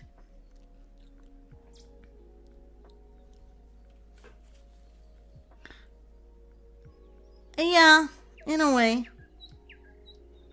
That's basically it. And so it's just like, this just kind of shows you it's complicated. There's a lot of elements to it. And is it any wonder why people with disabilities often feel like, I don't even know how to feel about myself? Because most people without disabilities don't even know how to feel about me. In 1991, another researcher, however, described the double message meaning after watching media reports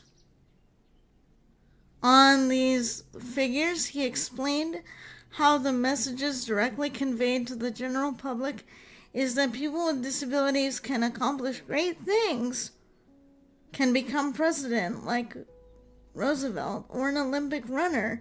Unfortunately, the indirect double message conveyed is that if others with disabilities are not successful, it's their own fault, weakness, failure, or lack of motivation. Yeah.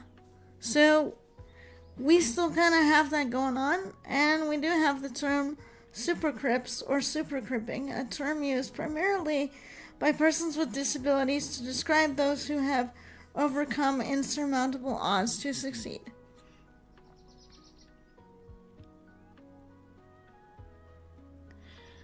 That would be an interesting study. I'm kind of curious now too. And I think that would very much depend on what kind of family or friend structure they have. Because like we've learned in counseling, someone with a very positive family structure, and a very robust family and friend structure often will adapt better, to things like disability or other factors like that, whereas someone who doesn't have that support will end up picking up maladaptive things in order to, like, exist.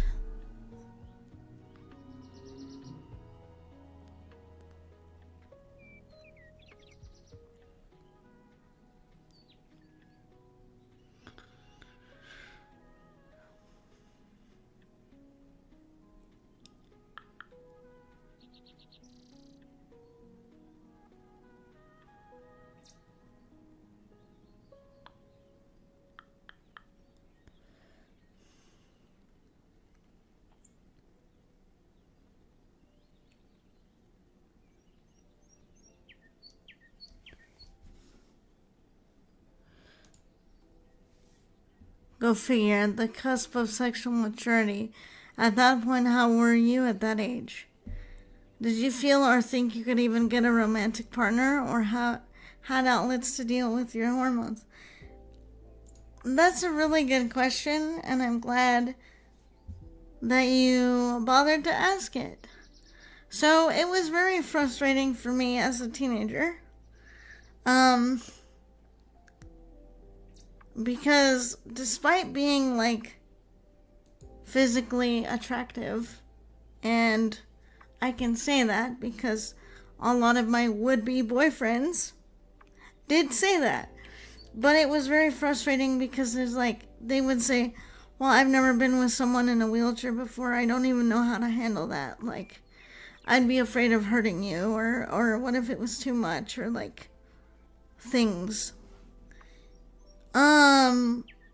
So that was like the most frustrating part, is being told that you're beautiful, being told that they want to date you, but then they're just like, no, that would be too difficult. Or I'm too unsure about it. And so yeah, I had outlets. Those outlets were mostly mafia novels with like the sex in them. Also manga of certain types. But only when I went off to college and my mom couldn't go through my bookshelf. I was into a lot of yaoi, and then I got into yuri.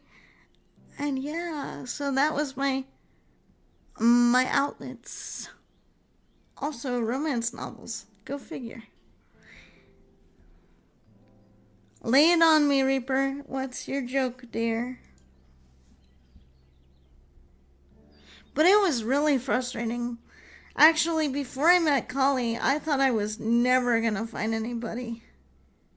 And it didn't help that my own mother was like, well, you know, it's going to be hard for people to want to date you if they can never deal with you outside of your wheelchair. And I'm like, wow, mother. Fuck you, dude. But then I was lucky and I found a weirdo named Kali Baba who could not get enough of me. Wheelchair or no wheelchair.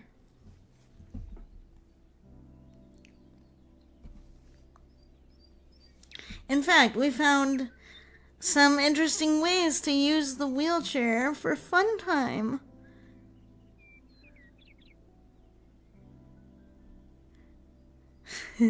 Steam calls you and Steam yells at you with your microphone that your friend is playing a hentai game, and then there you go.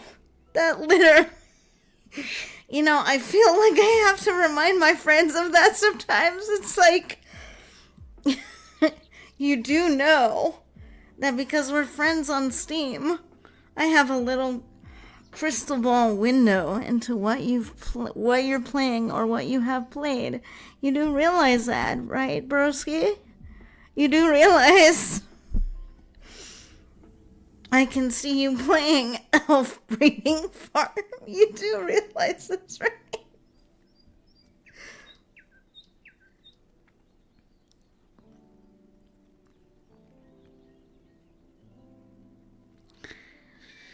And now at the end of this chapter, we're looking at ambivalence and disability. Are people ambivalent, meaning they're not one way or the other? I would say, like, ambivalence, it has its own bad thing. Ah, yes. That's why making private is the thing. Yes, so mommy cannot scry you and see what you're playing. That's why it exists, to put a no scry barrier on mommy's scry balls, so she can't see what you're playing.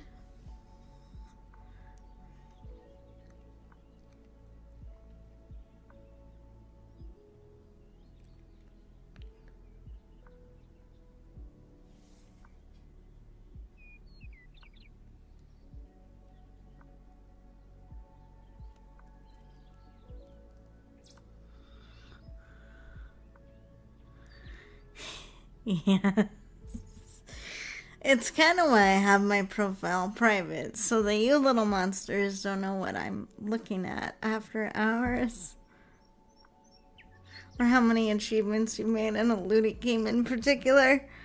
This is Kali the Overachiever. I must get every achievement. My dick won't be hard enough if I don't. I must get every achievement, damn it.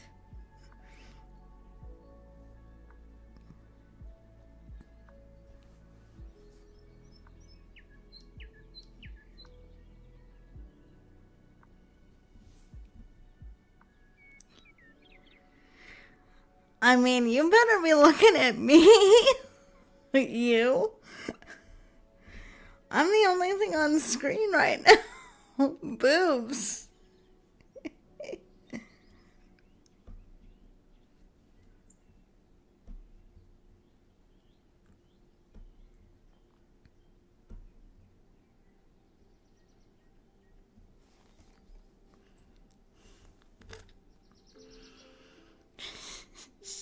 You goobers.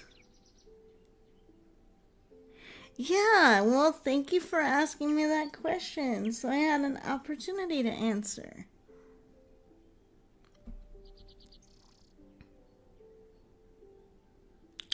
Yeah, and I mean, it's rough for anybody growing up, but specifically when you have other issues going on at the same time, it can be really, really, really rough.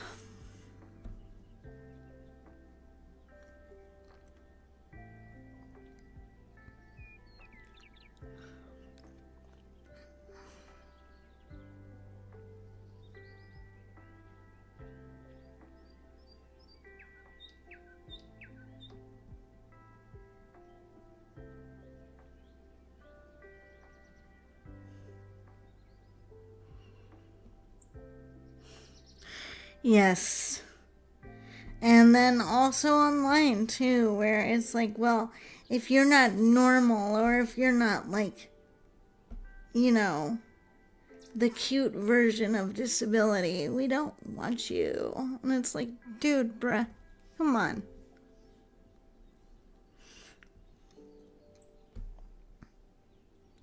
It's why with my little monsters, I try to be very open and not so focused on, no, we only have the cute VTubers here. Which is what I felt like one of the disability related groups was kind of doing a little bit.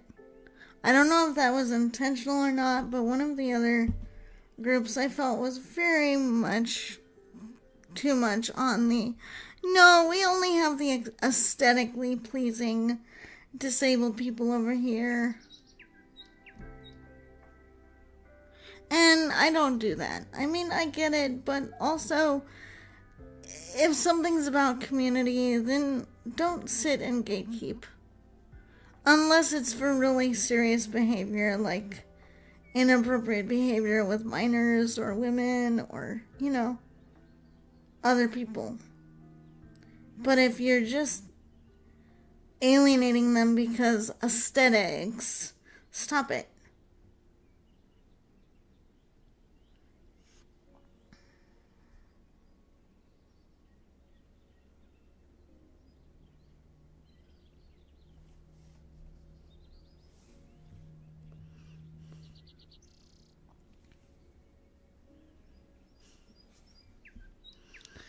Oh, this is interesting. I'm going to take this into my line of work.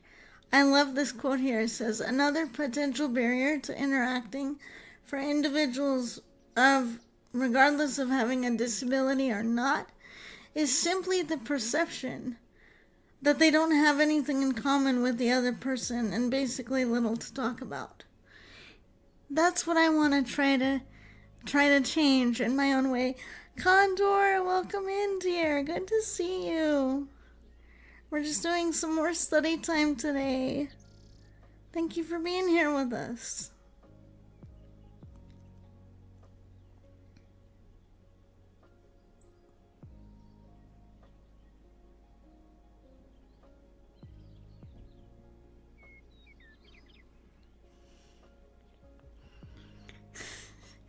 Yeah, if we're just getting some studying done, I figured I'd do it on stream so I can at least chat with you little monsters for a little bit. Otherwise, you wouldn't see me for most of the week.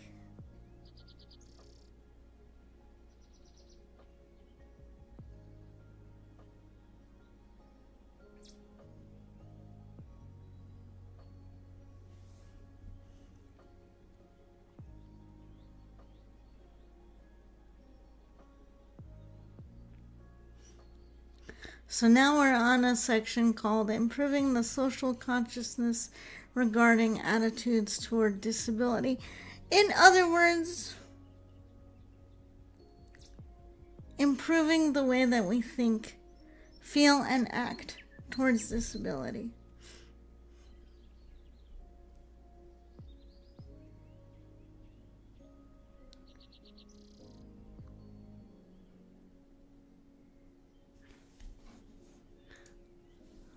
I am actually studying for a master's level college class.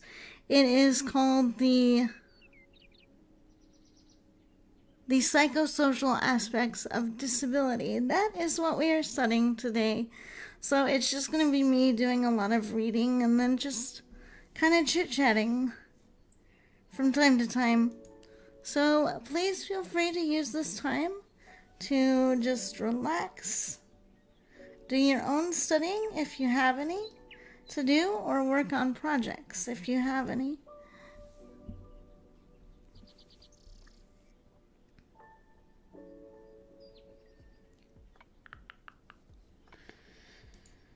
I forget how long this chapter is. I think we're almost done with it.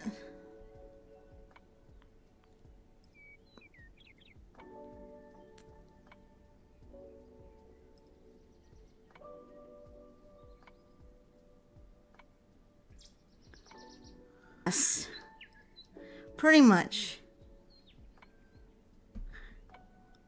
Black Rose, welcome in, dear. It's been forever. It sounds like it's almost bedtime for you, so just go ahead and vibe. But that's very cool that you're learning Python. Does that mean you're gonna learn how to speak Parseltongue next? No, I do know it's a programming language. Mommy's just being silly.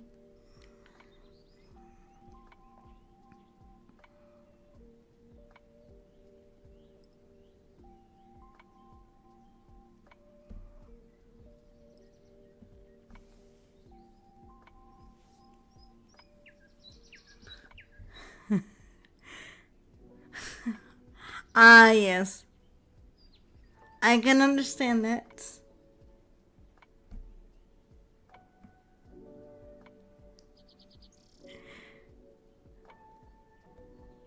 Well, then mayhaps you will learn the language of the magical monsters, and you will speak with the beasts and the kind, fluffy creatures.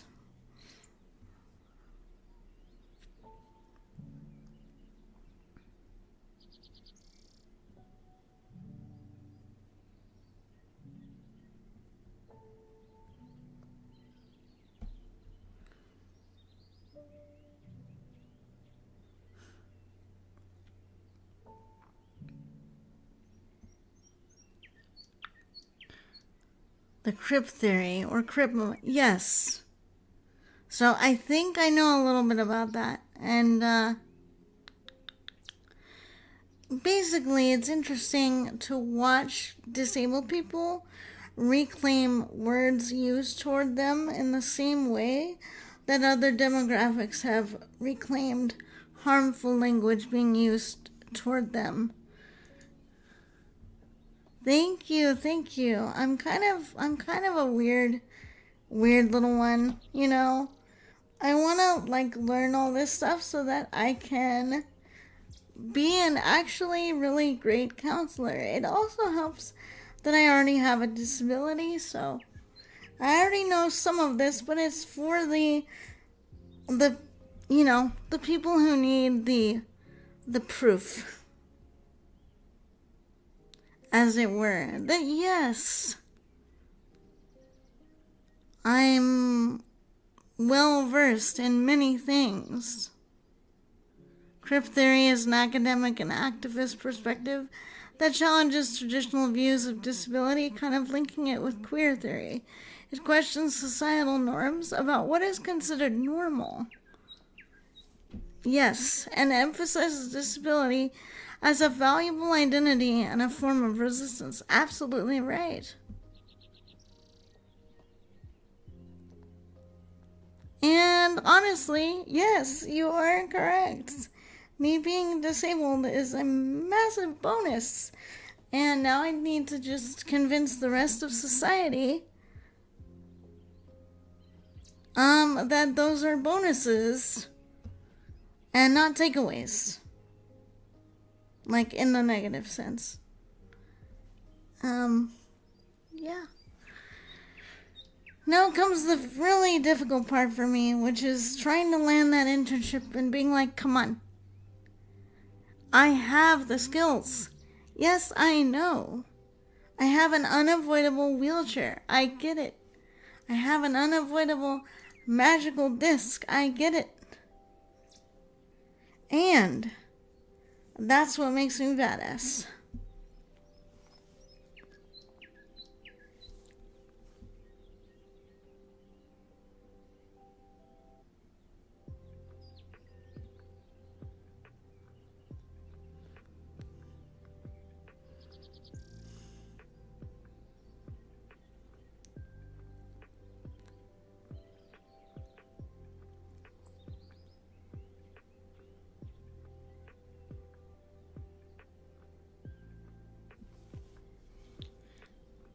You know, it's kind of why I'm...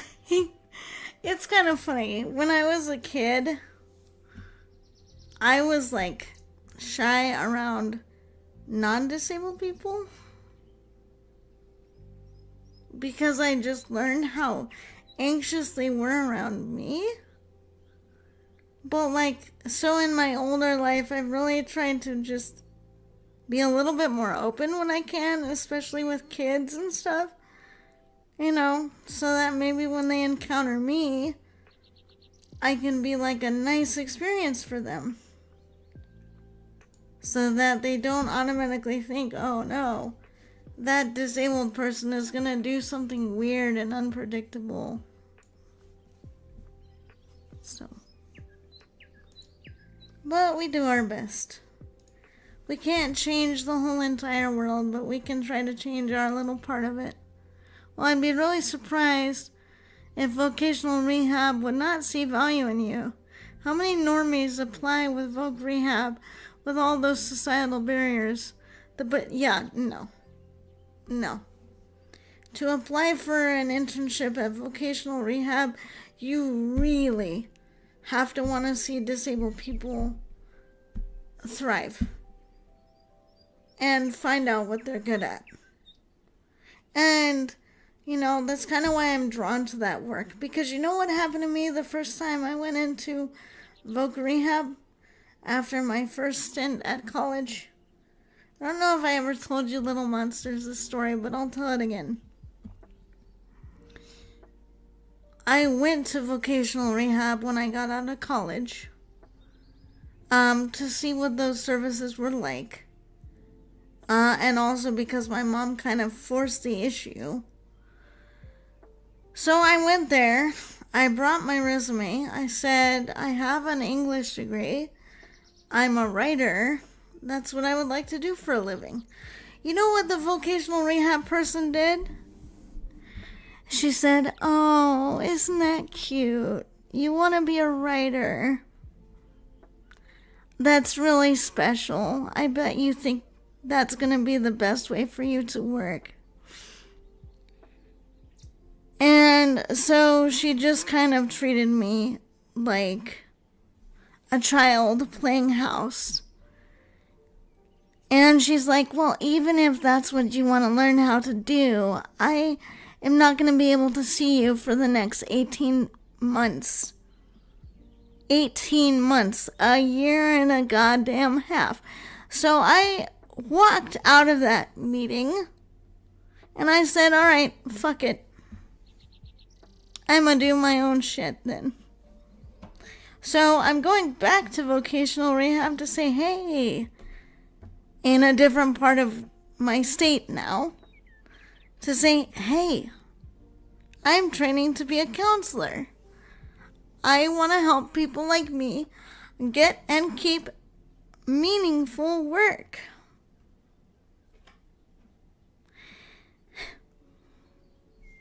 So I'm hoping this experience is much better.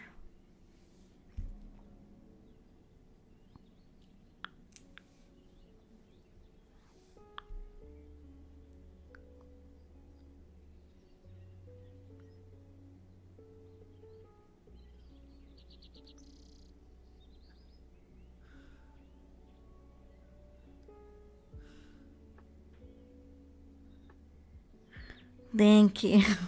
Thank you. I'm really hoping. I have not submitted my application yet because I'm waiting on a few letters of recommendation. Hopefully, as a vocational rehab counselor, you will be able to connect jobs to disabled people that actually fit them. I know, right? Instead of just saying, I don't know, what do you disabled people do? I mean, that's the thing, that's the reason why I want to get in to that line of work, because I feel like not a lot of people know what to do with us. And no, you did not misinterpret that. That is exactly why I want to be able to do this as part of my internship. Because I feel like people with disabilities just kind of get treated like what can you do instead of what are your interests along what you can do well. I think that's what really needs to be transformed about finding work for disabled people, is not just, well, what can you even do, but saying, what do you love? What are your interests? How can we take those interests and find a job or an occupation or a training program that's going to help you? And what can we do to identify accommodations?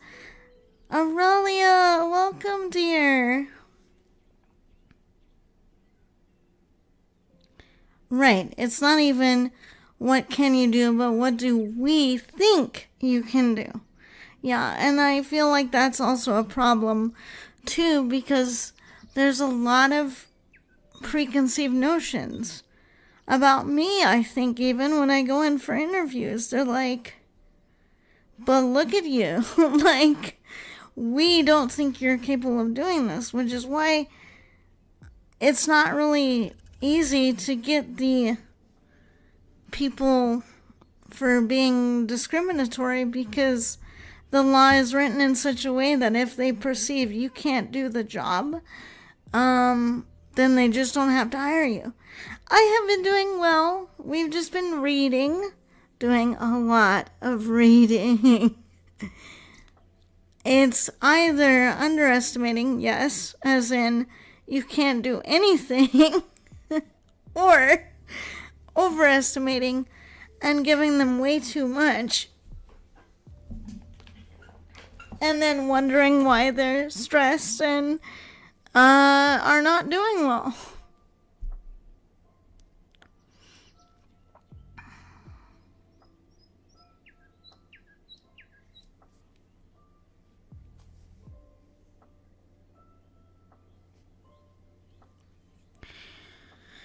But anyway, Aurelia, I hope you're doing well. I know that you've been kind of juggling your own schooling and work and stuff, so I hope that's been okay.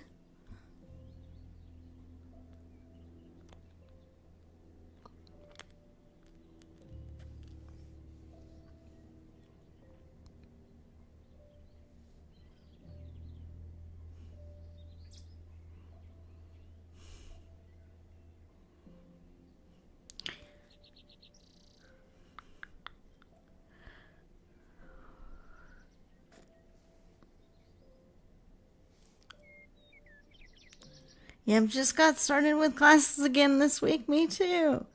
Teachers have been nice so far. Great. Out of curiosity, Fee, what are you taking this term? I want to know. I'm interested.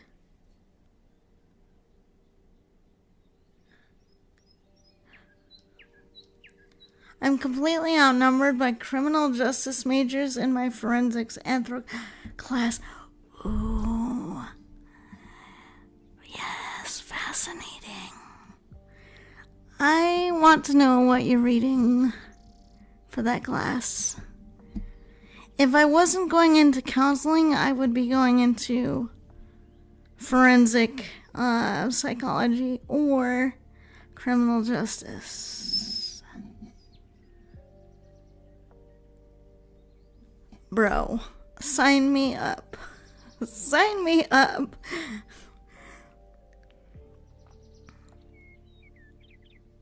I have a dream of getting a job in InfoSec junior position so that I can have an income that is not absolute minimum wage and do things that will make me happy. Like going to friends and getting all that. Yes. Yes. And that's exactly why I want to help people find what they love to do and make the bank so that they can live a good life. So they can invest in things that would make them happier or feel like their truer self. Yes, I also get that. I really do. But Black Rose, you know I support you. At least give it a try. See if you can handle it. Because I think the thing is, if you don't at least try, you're always going to wonder, could I have handled it? I mean, I was honestly in the same position with my counseling program. I went back and forth and back and forth and back and forth and everything. I was like, am I too old to go back? Is this going to be too much? But I'm really glad I chose to do it. Has it been absolutely soul-destroying at times? Yes. Yes, it has been absolutely soul-destroying at times. I have wondered if it's all going to be worth it. But I'm glad that I stuck with it. And I will get my Goddess Sam internship. Even if I have to sit my big-ass dragon patron down on the establishment and he has to say, "You will give her an internship." Growl. It will happen. It will happen.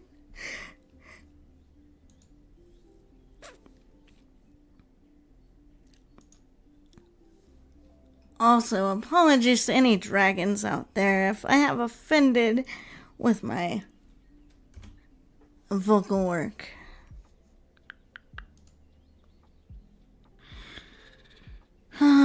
Okay, I hope we're getting to the end of this chapter because my brain is kind of applesauce right now. But we're gonna try to wrap this up because we're badass.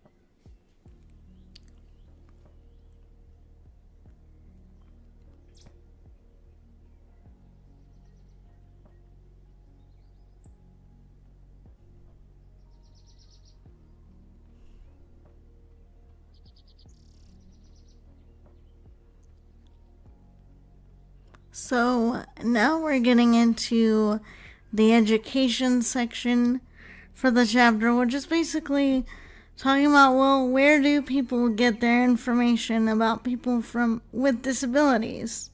Where do they get all that? Well, a lot of it's from media, and a lot of it doesn't actually have a lot of factual or useful information. According to this section, it's a lot of stereotyping and a lot of kind of clickbaity, tragiporn or inspiraporn type stuff.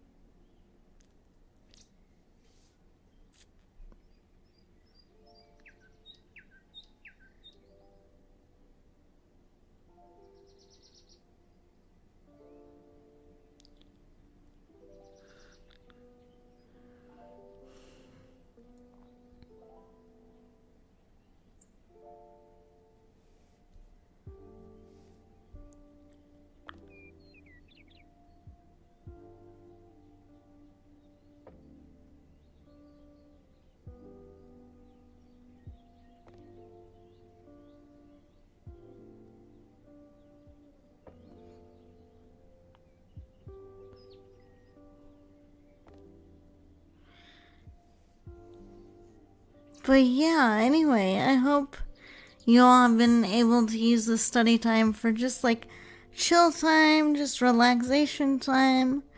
We'd just be studying. We're not doing anything too crazy right now.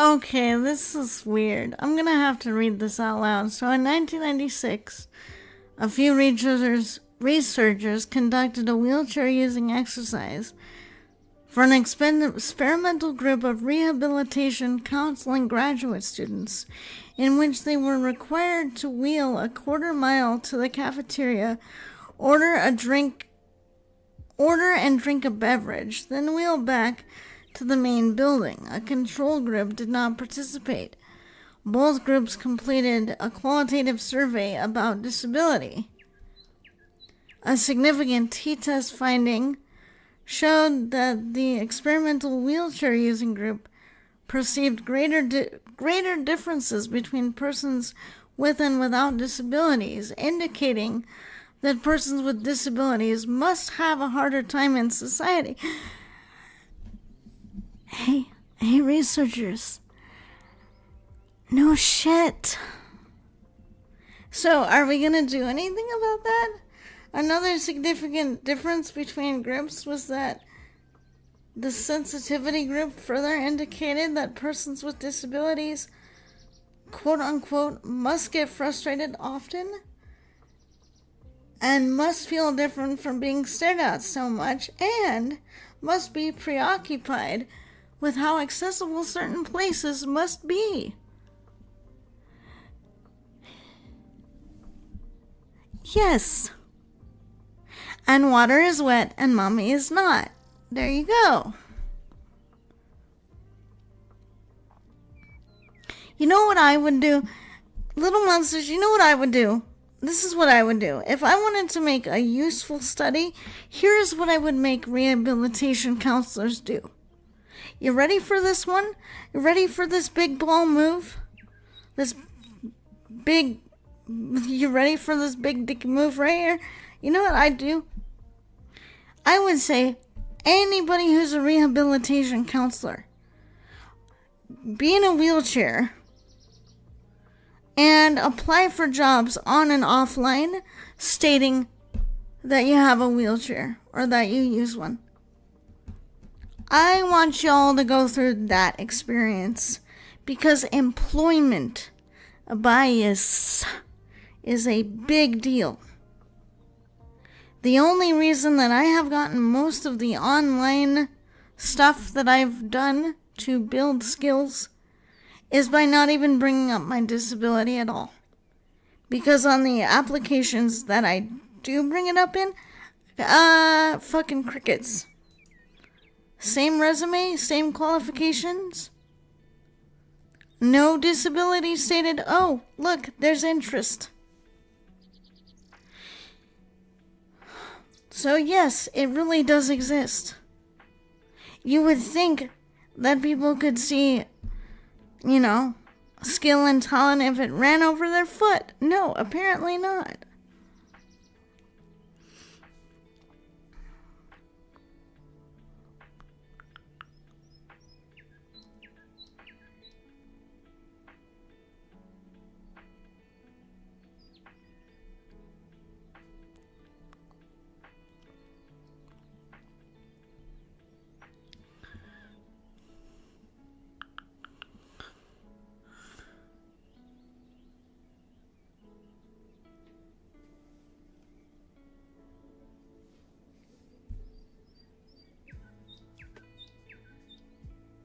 This is the chapter that never ends. It goes on and on, my friends. Good Lord. I'm dying.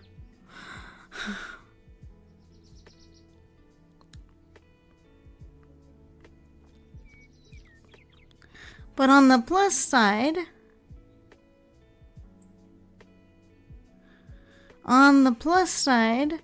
I am at least 2 weeks ahead almost now. And we just started week 1 yesterday, so too many bots filtering out any application that doesn't seem perfect. Yeah, I'm gonna blame the automatons. Scum!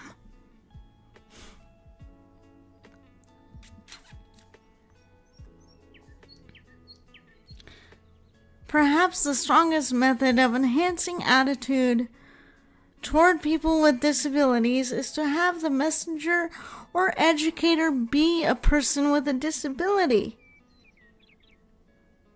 Aside from being perceived as a more credible source of the information, the exposure or contact with someone perceived as having equal status facilitates attitude change.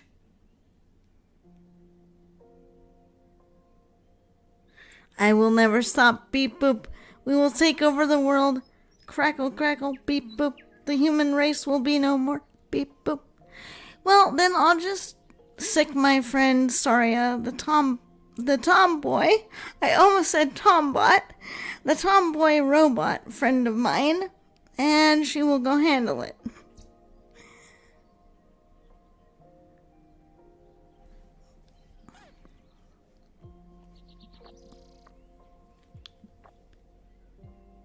One class was taught by a professor who used a wheelchair, and the other was taught by a non-disabled instructor. Although there were no difference between the groups at the pre-test, the results were significant at post-test, indicating more positive attitudes in the class that had the instructor with the disability. You don't say. So maybe when I've already made the argument that maybe people with disabilities, they might have a preference. They just maybe for a counselor with a disability. Maybe that's true. Maybe mommy's onto something with that. Or does preference just simply not exist?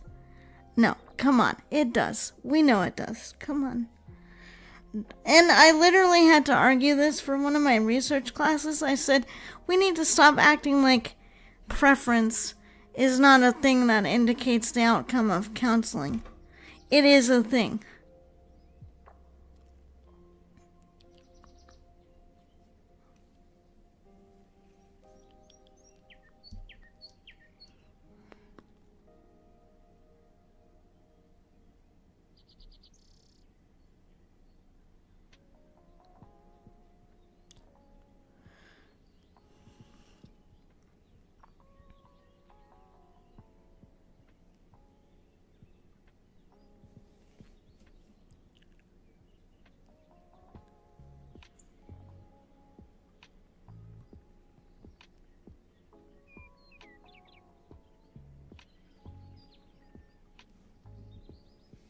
Yay, we're at the conclusion. Little monsters, we're there. We're at the finish line.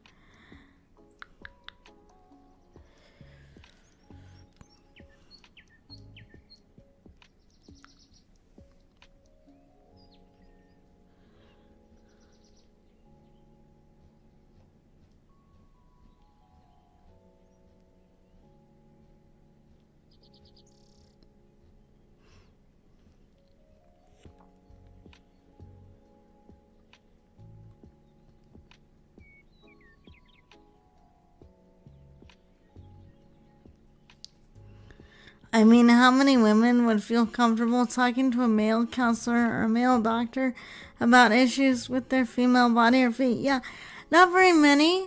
And yet a lot of women are kind of forced into that situation, and then it gets weird.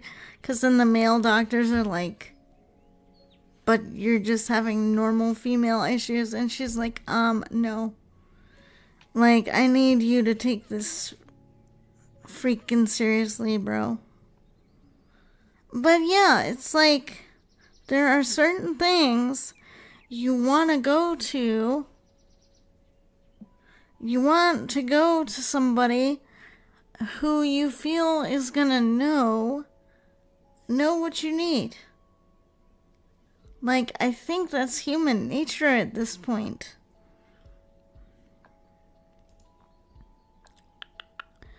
Okay, so now we get to do something fun, little monsters. And by fun, I mean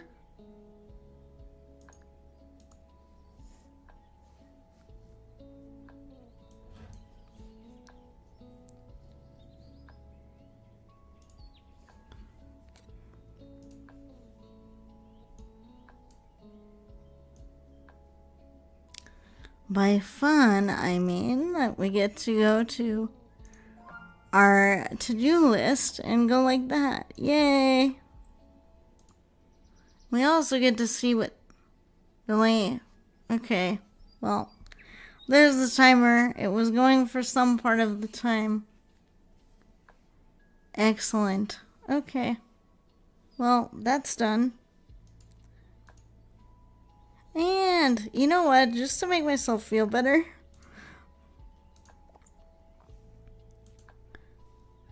Finish reading supplementary article.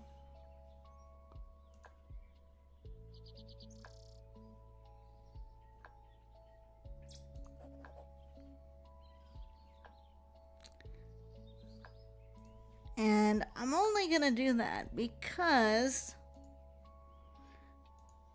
we did finish doing that on our other game, but, and this is a big but, bigger than mommy's, we need to go check to see if we can actually access the rest of the article. So that is the last thing we're gonna do on the study portion of today's stream, and then I'm gonna go take a dinner break. That is a big but. Yes. Then I'm gonna go take me a small break, have me some food.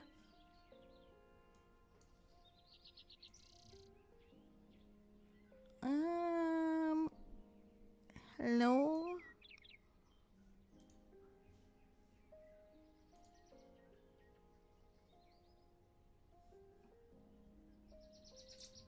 Hold on, I'm checking Canvas here, which is where all my course crap is. Yay! Can I open the readings?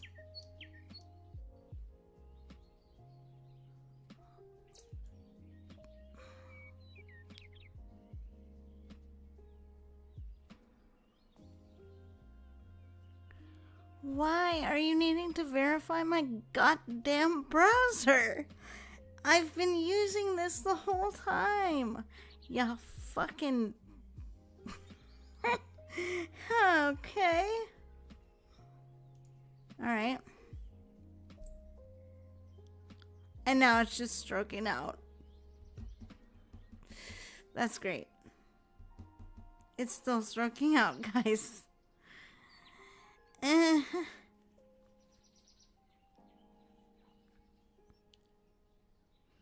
It's having an incident, and it keeps changing the incident ID. It's going blah, blah, blah, blah, blah, blah, blah. Okay.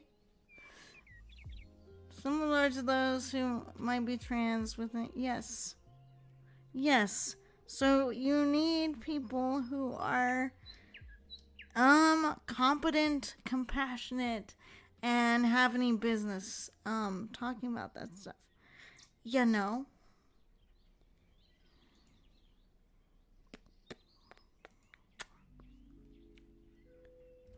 You know, it just helps, right? It's like, no, I am dead. My God. Okay, I don't know what is going on with my university's whole site right now. It is absolutely freaking borked. Okay? Oh, now you load. Now you load, because I outed your... Yes, I'm human.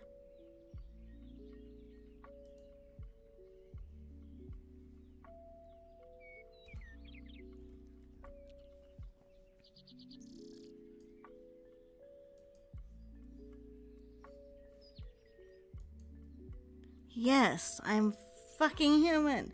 Well, tiefling. I'm a tiefling. Yes, website, I'm actually human. Why would you think I'm not? Okay, this is really gonna piss me off, guys. This is really unnecessary. It's fucking doing it again. It's fucking doing it again, guys. God damn it. Don't you fuck dare. Okay, we're gonna finish this up. And I'm gonna be in menacing whisper mode. Because I've had it up to here with this bullshit. Okay, it's working now. Let's finish it up.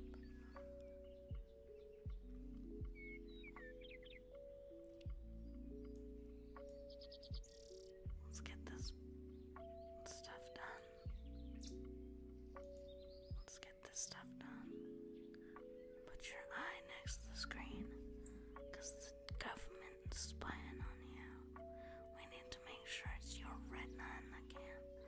How about this? You can verify something else of mine. How about that? What a bunch of dicks. And not the good kind.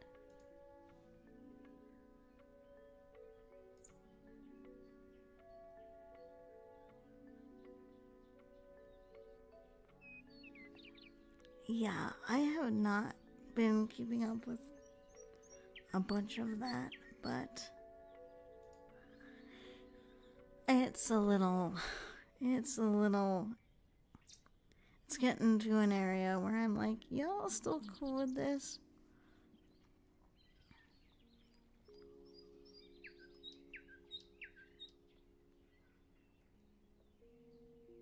Okay, so we're gonna just try to wrap up this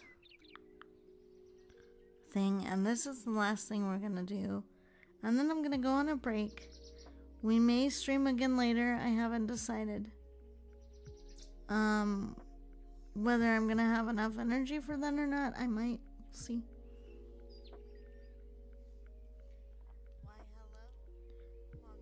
Welcome in, welcome in. Welcome to the Brood. We're just finishing up some reading for me doing studying and things. Welcome in.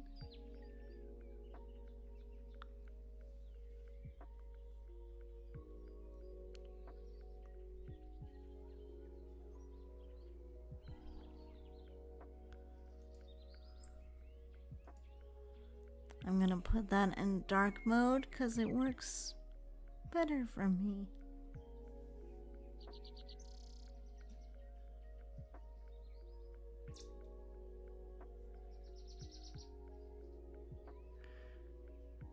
Okay, I'll keep that in mind, Reaper. I might do that. I'll have to see.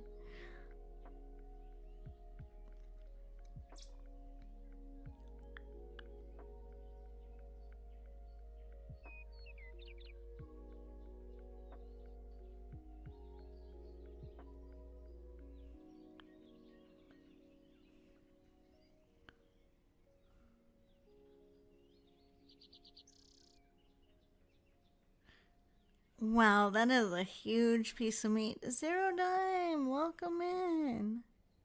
Good to see you today. We've just been doing some more reading and chatting and stuff. Welcome in, welcome in.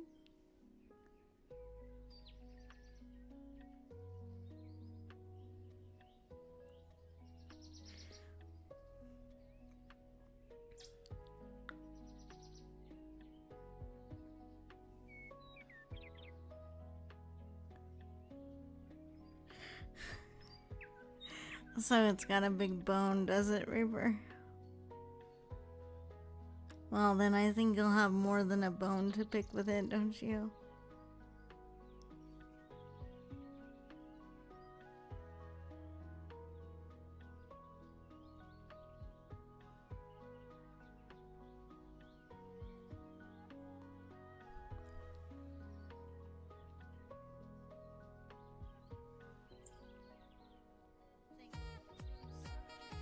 Oh my goodness, thank you, thank you. Thank you so much. Thank you so much, Zero Dime. Thank you for doing that. You really don't have to, but I really appreciate it.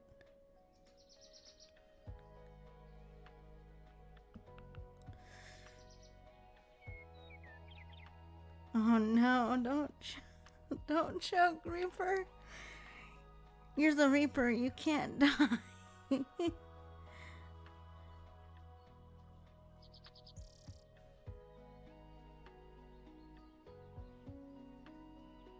Zero Dime has been very nice and very generous to this small little community that we have, and I'm very, very, very grateful.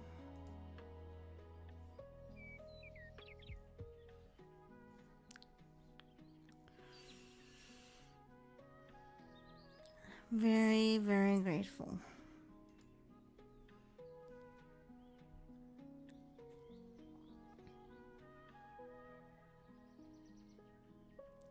Oh, those are some cute screen names. Cosmic Puppy. That's cute. I had a dream about puppies last night.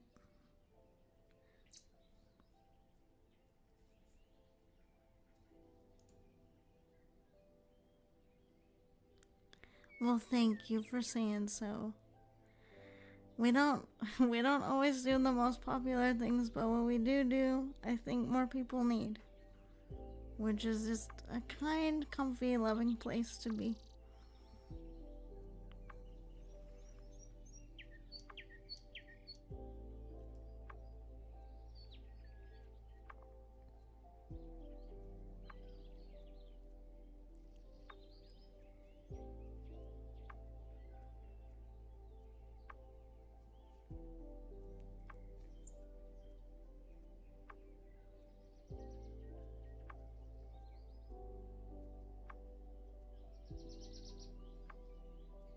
Oh no.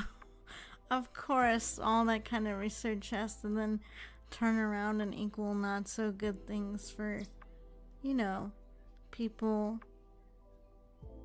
But nothing ever starts out perfect, does it? Yes. If I haven't said it enough lately, only give what you can afford to, and don't go beyond that, because I want to make sure that you can take care of your own needs first. That's the most important thing. That goes for anybody anybody in chat. I'm just, and my book is not even up. Okay. Alright, well, I guess we know what I gotta put back up on screen here. My big, juicy book of goodness.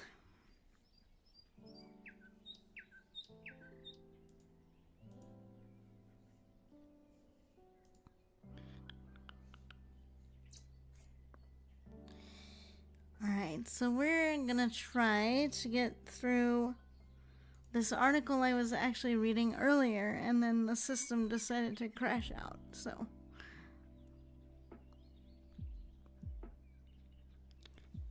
Nice! That's right, we do have another community challenge going on.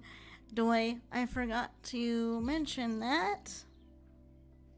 So thank you for contributing. I knew I was forgetting something.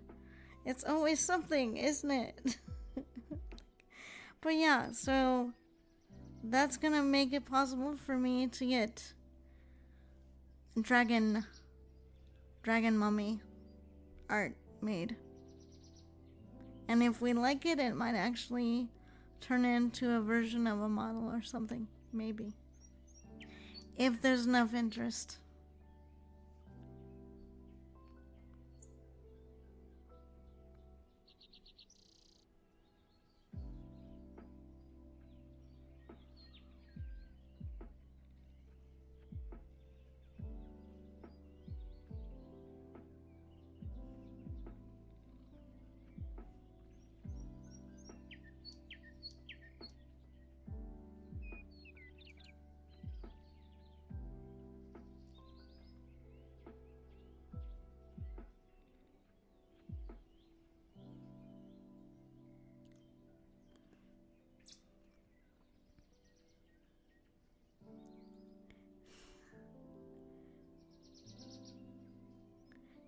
Yes. Yes, he certainly could. I'm sure.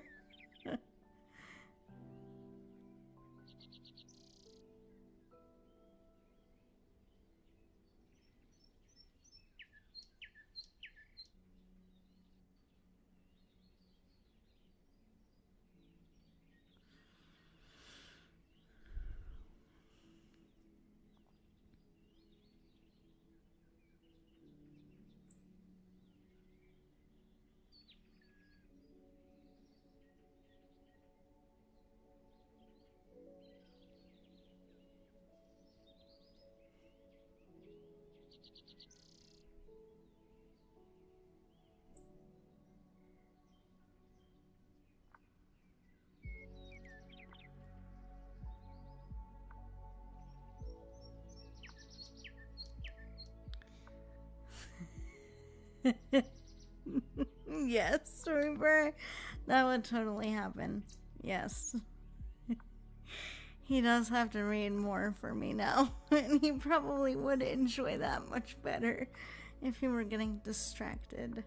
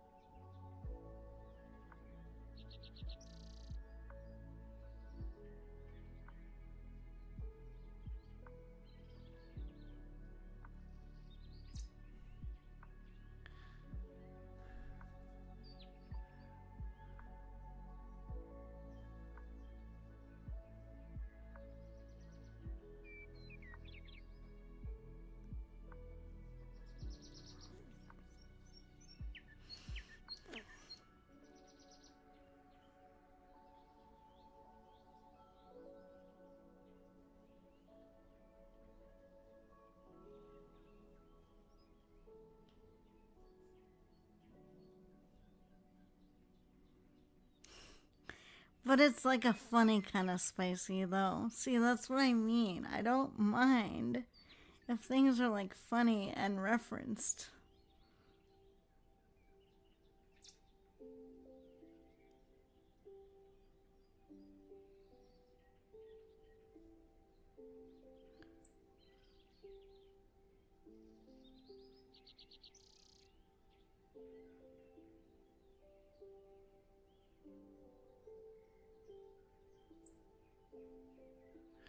Oh, that's kind of fucked. I'm not gonna read that because I don't want to depress anybody, but wow, that's fucked.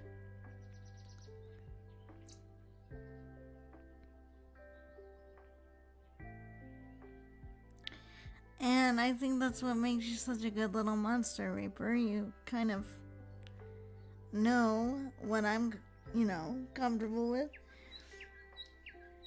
And kind of keep it within those limits, which is really important. And that goes for anything. Like, everybody has their limits, really.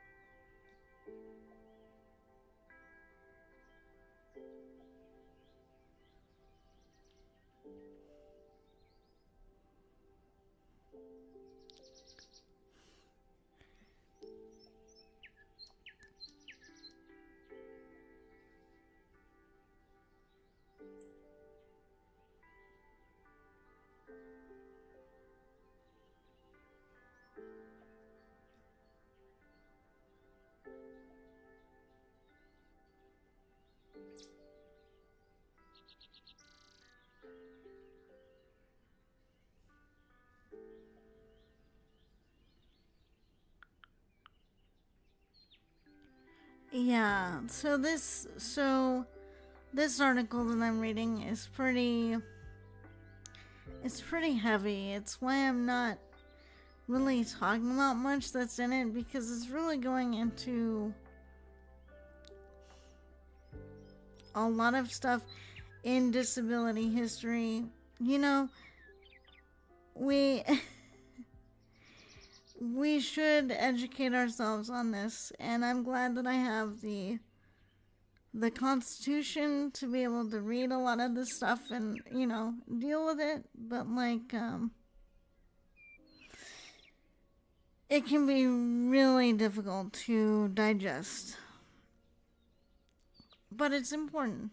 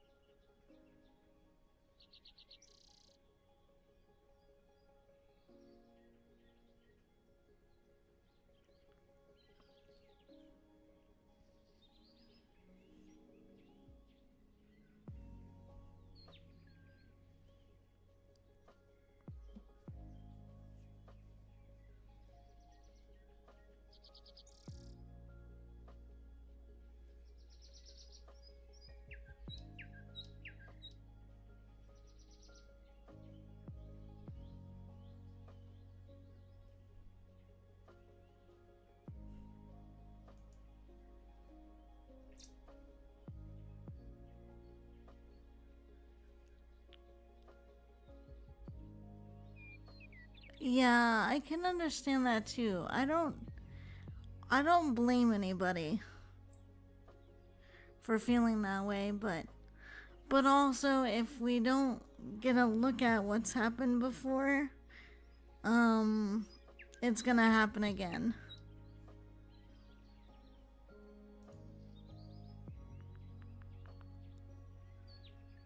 Welcome in, Spaghetti. Hope you're doing well. We are just doing some studying today.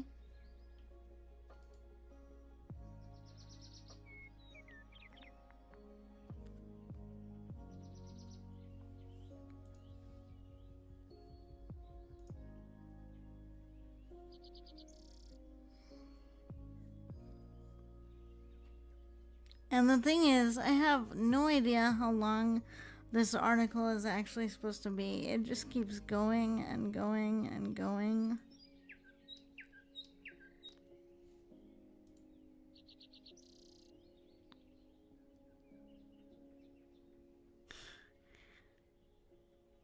The birds are coming to give you snuggles. Don't worry about them. They're cute little birds. They're not gonna hurt you.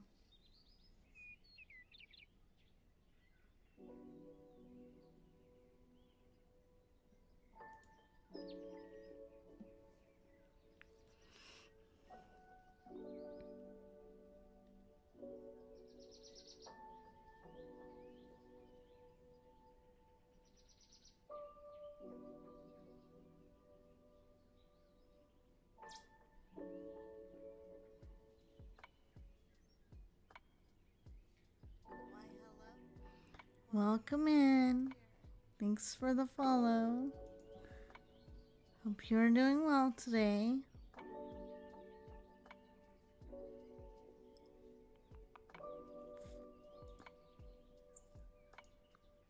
But yeah, anyway, we're just doing some reading for class today. Not a whole lot going on, but my little monsters are being nice and hanging out with me while I'm just trying to get some of this done. So it's not as boring.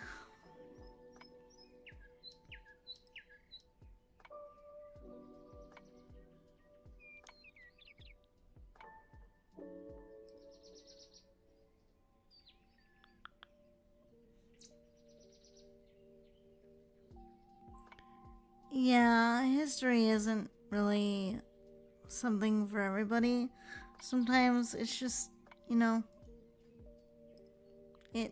for me, history took a lot of effort to be good at. Although I had some really challenging history teachers, but that's a good thing.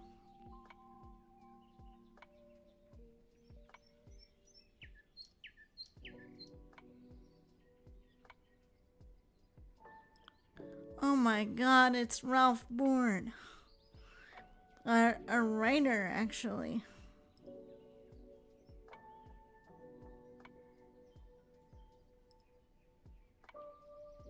I'm gonna have to look that person up.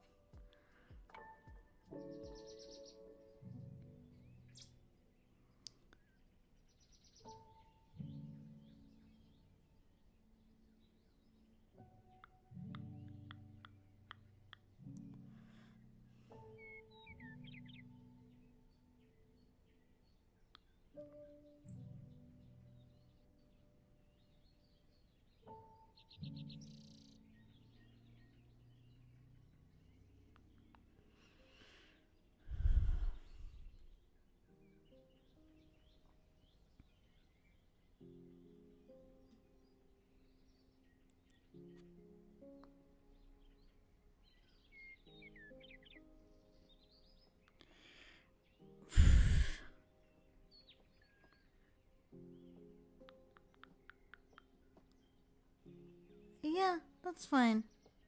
Because I am also a mature woman. I'm not like fresh out of high school, like, ew, ew.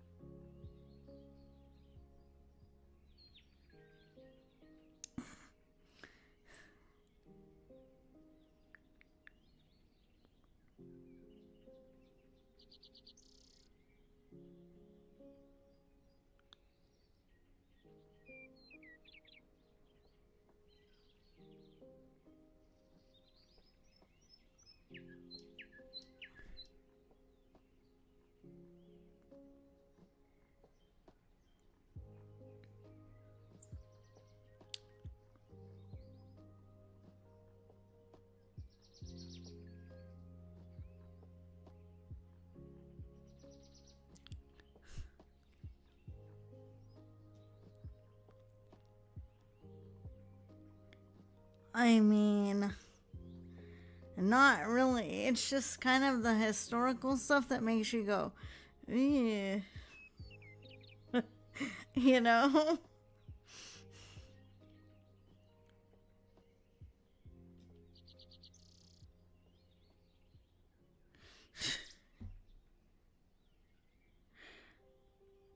Let me just read you a sentence that starts out the paragraph I'm reading.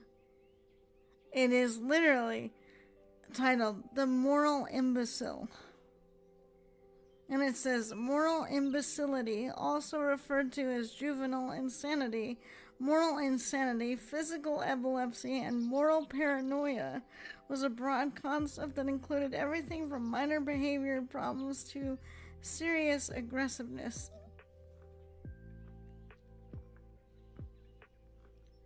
Yeah, pretty much more cringe.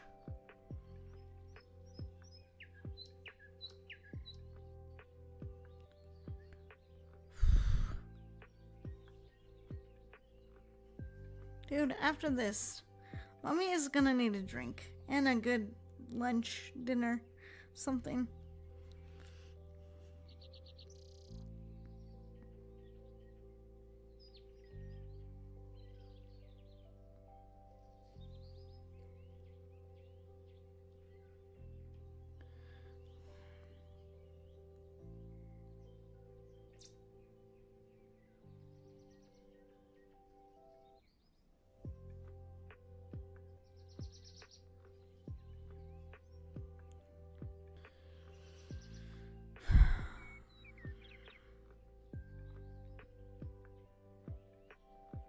Imbecile Brian Regan.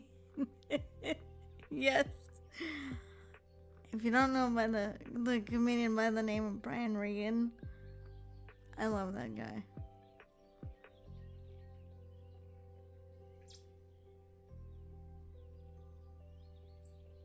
Oh my god.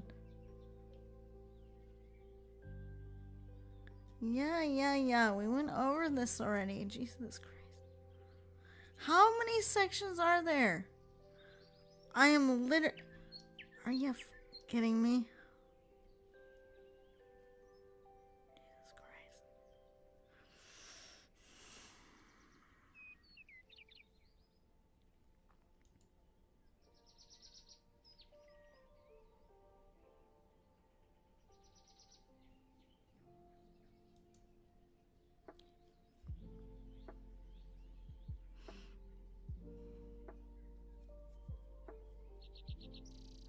Load.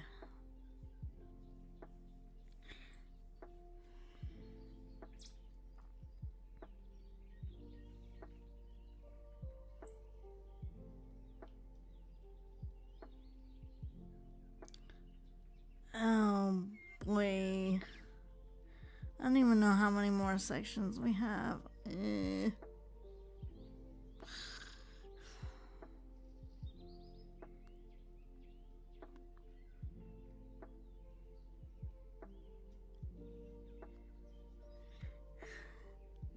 I'm gonna do it. Fast forward to 5 hours later. We did it.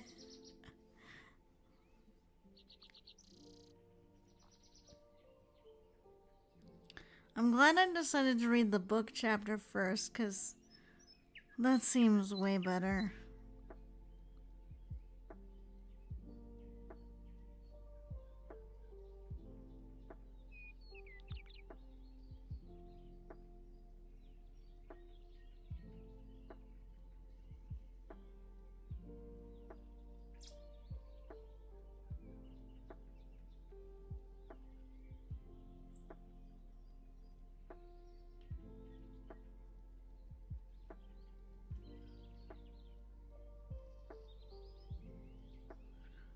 Basically.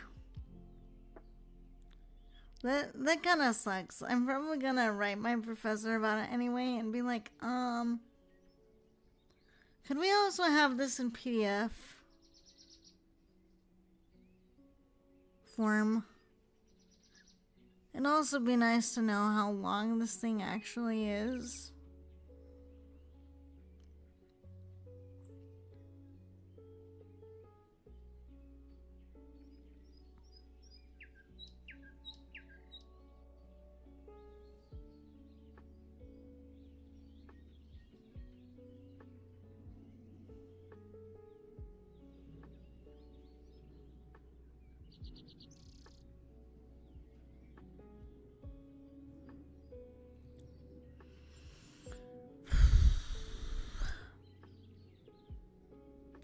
And here I thought reading this article was gonna be fast. It's like, oh, it's just supplementary. I know, right?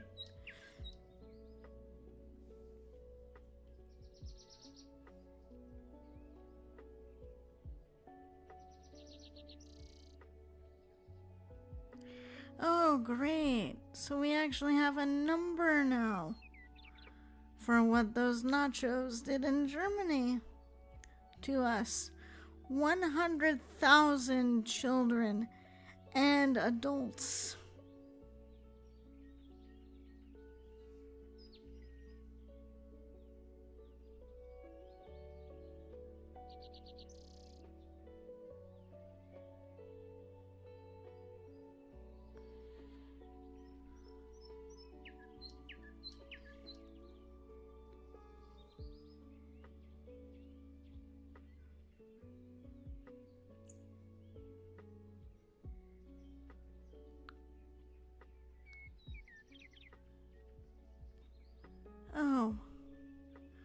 to go, Germany.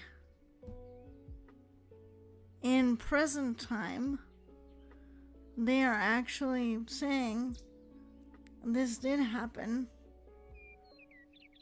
We are not proud of it. And here they all are. So that you remember them.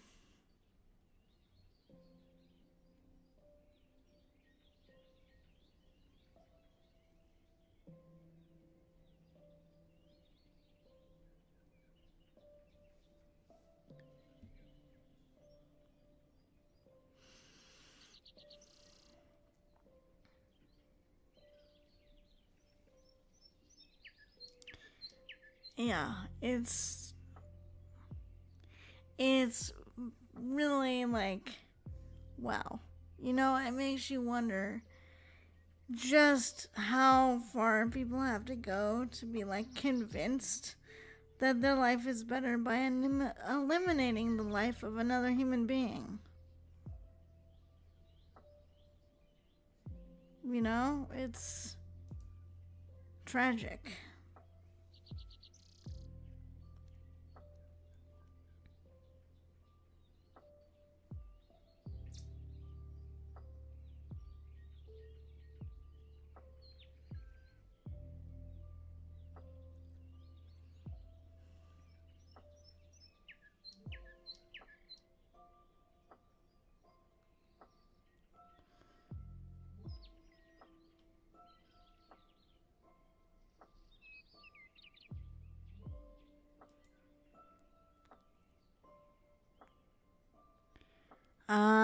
Yeah, we probably are. Because it seems like we're having to go down some of the same kind of stuff that I honestly didn't think anybody would have to learn again, but here we are.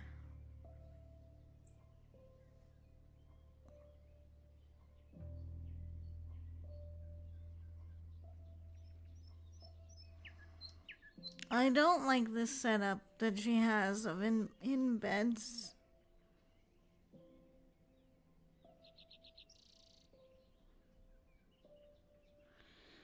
Oh my god, are we almost done with this? How much more is there? It just keeps going and going and going, kind of like me, but less fun. But less fun.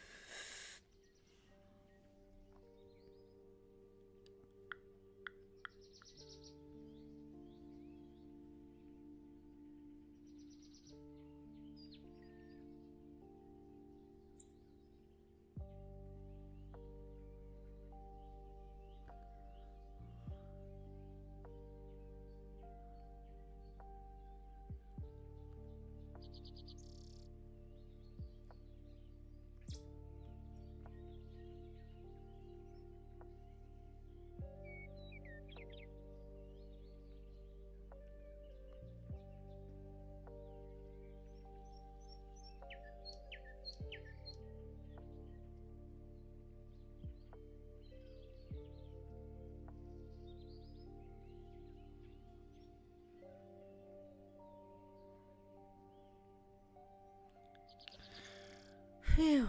Okay, we're out of all that stuff and we're into more modern time now. So this probably will make the reading faster for me because I'm not having to tell my brain, just keep going.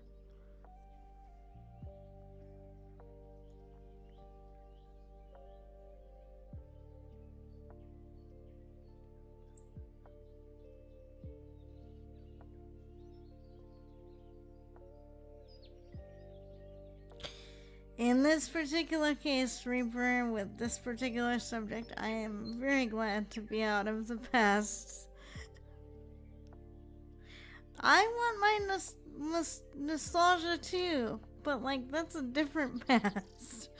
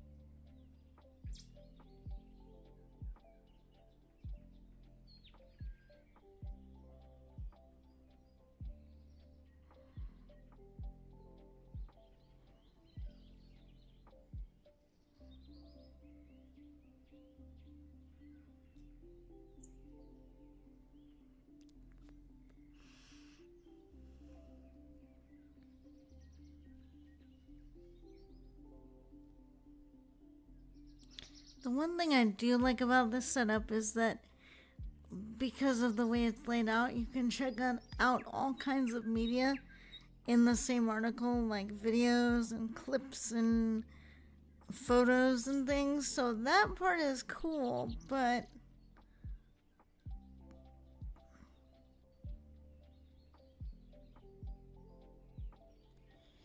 it's also not very like smooth in that way.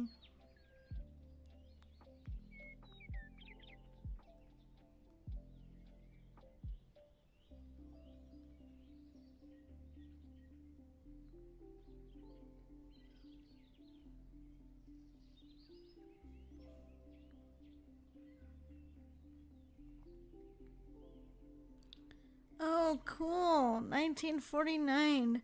The United Cerebral Palsy Association was founded by parents of children with cerebral palsy, which is actually what I have. So that's personally relevant to me.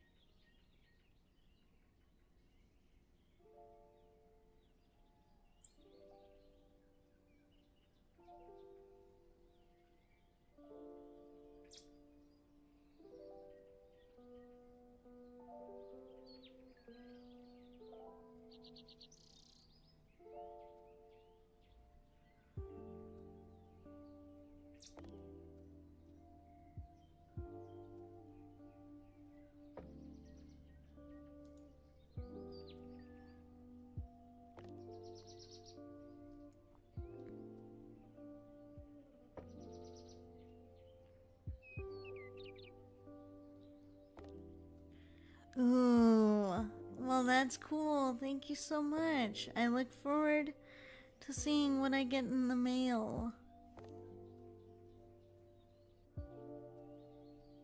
I will post a picture or something when I get it, and then so everybody can see what it is. Thank you again for being so generous and kind and sweet to me and this community. All of us little monsters, plus their big monster, really appreciates it. Now, if only I could get to the end of this article that I thought was gonna be done and over with in no time.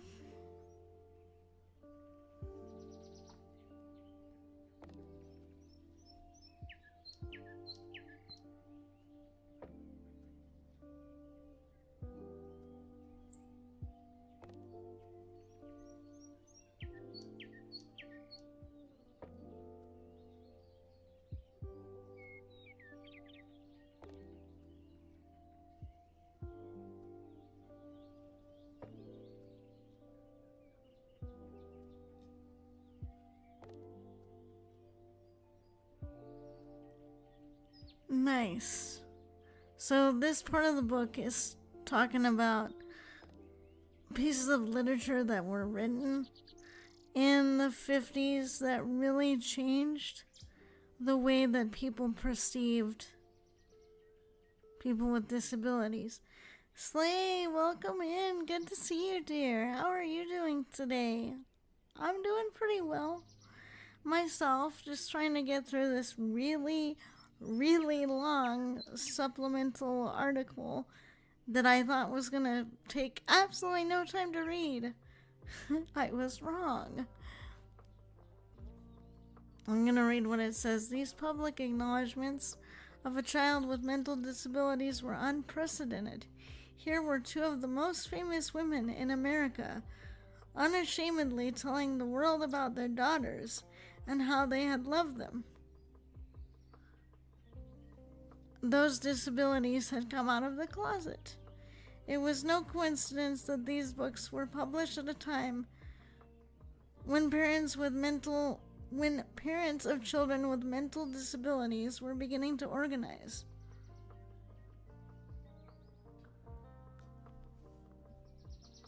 So I guess it's gonna take another mom, huh? It's gonna take another mom to speak up for you little monsters.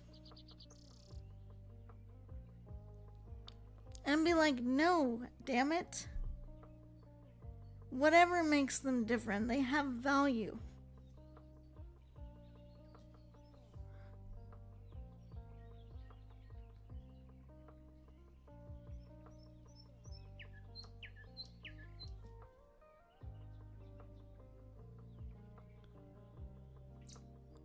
Today I'm doing something, so I'm just listening to you. That's fine, dear. No worries. We're just mostly vibing anyway. I appreciate you being here. Whether you're just listening in or actively chatting.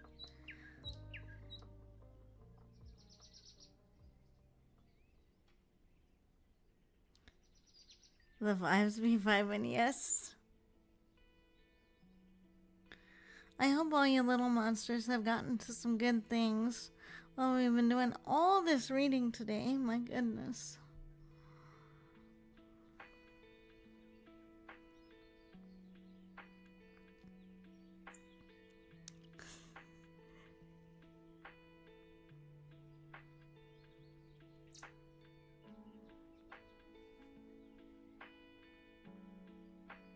Yay, I'm glad. Good.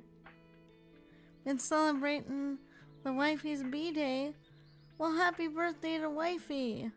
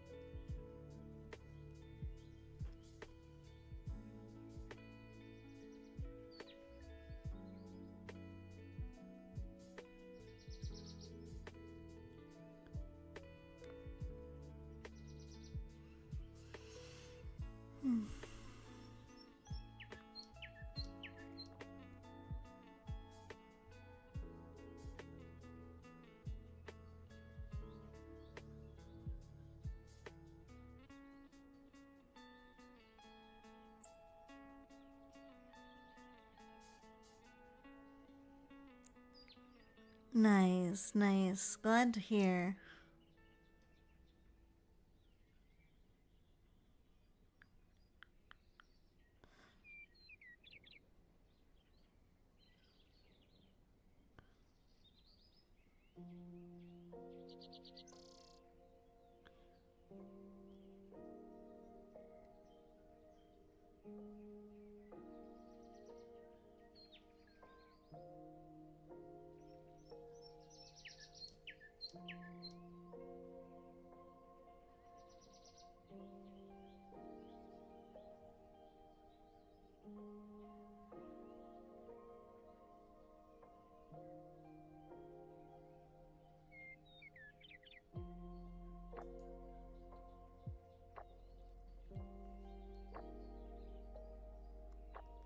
I wish I had like a page count available for this.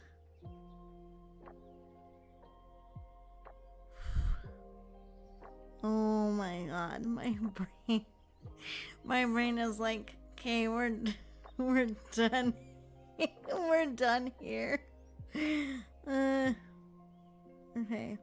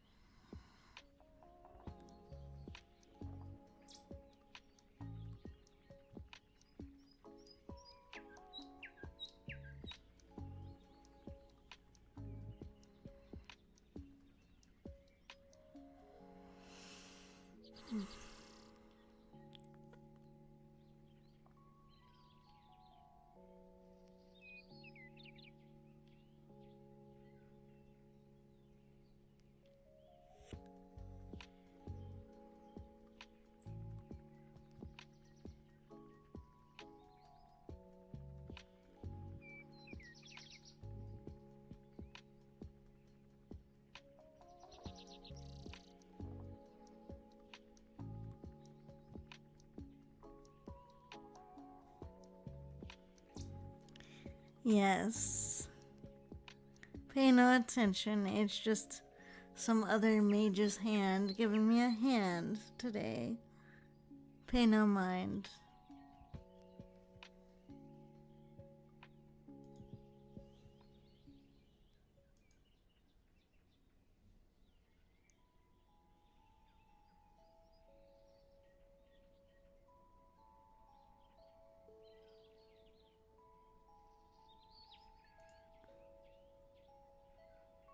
They're gonna have one massive cramp. Yeah, well, they can also take a little walk around the room later, you know, because they are like thing.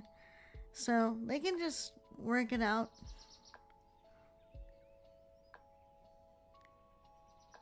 Yes.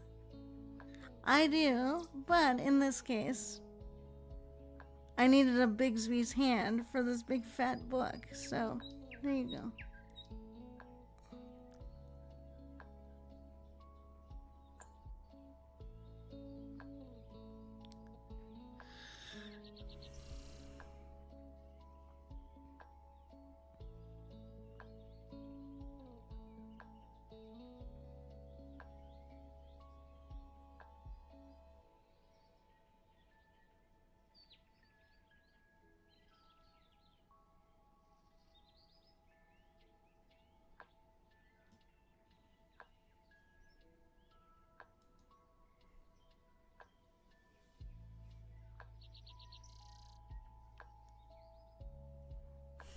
I mean, yeah, true.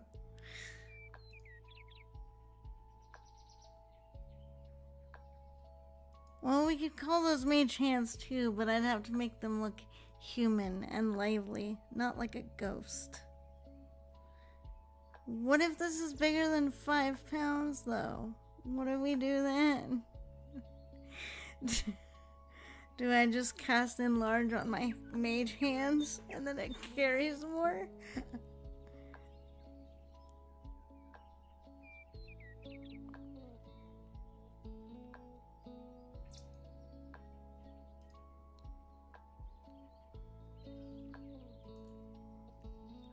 Dude, little monsters, I'm about to tap out. I'm about to tap out of this. Oh, this article is too long.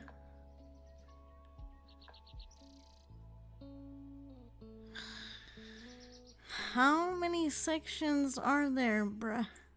You didn't even give me a good idea of how long we're looking at here.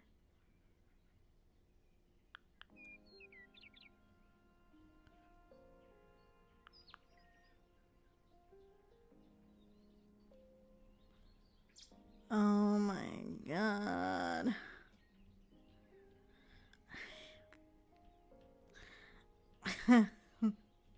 I love reading, but this professor is about to get on my not so good list.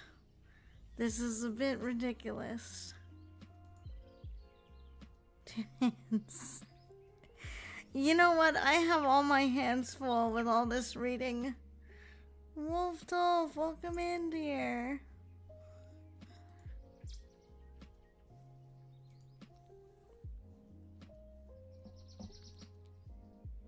D&D horror story. I tried to cast Mage Hand across a bandage junk.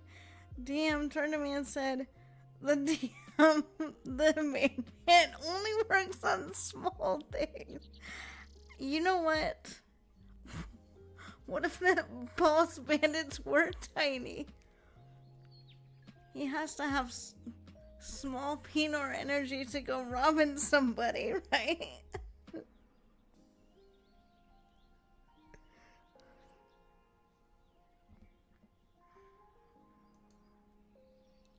Never mind, it's up to 10 pounds. Well, okay. Still, maybe. Maybe I can hold the book with a mage hand or two, then. But I would say a tome like this would have to be two-handed.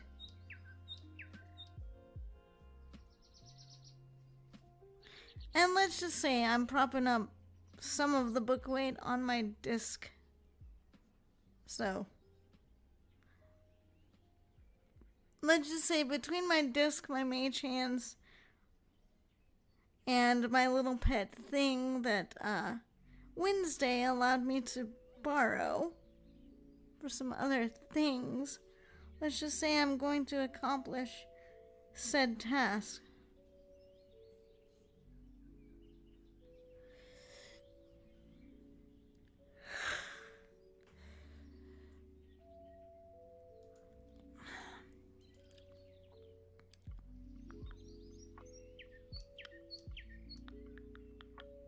It is non-concentration though, you're right. So, who knows? Maybe we could make it work. Yes, we are doing studying today. I was not expecting this freaking article to take as long as it's taking to read. There are like, I think we've read through like 12 sections already.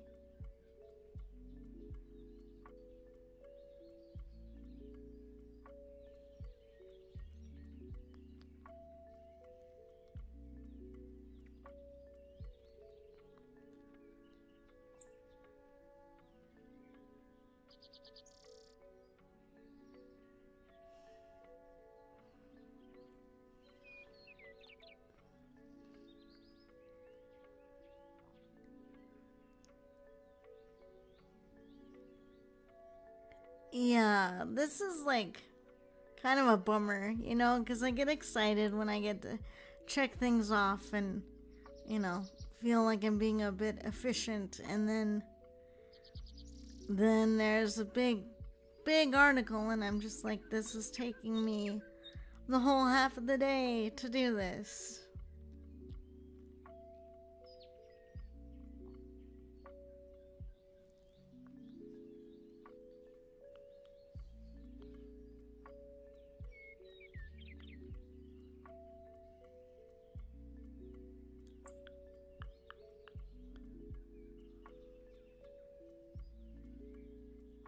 Yeah, there have been some things that just make me be like, really?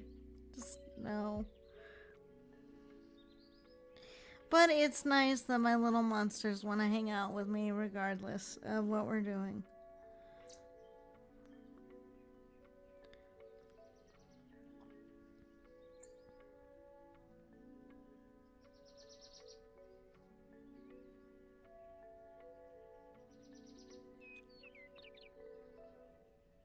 I'm about ready to call this article, like, done, even though we haven't read all the way through it, because I'm just like, can you tell me how many sections there are?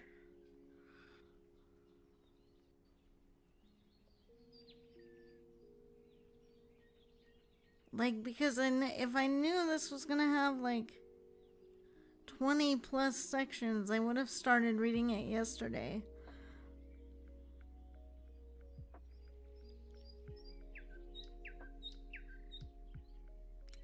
Yes, this is true. And this is one of the reasons why I like reading history. It's just my brain is starting to get on overload.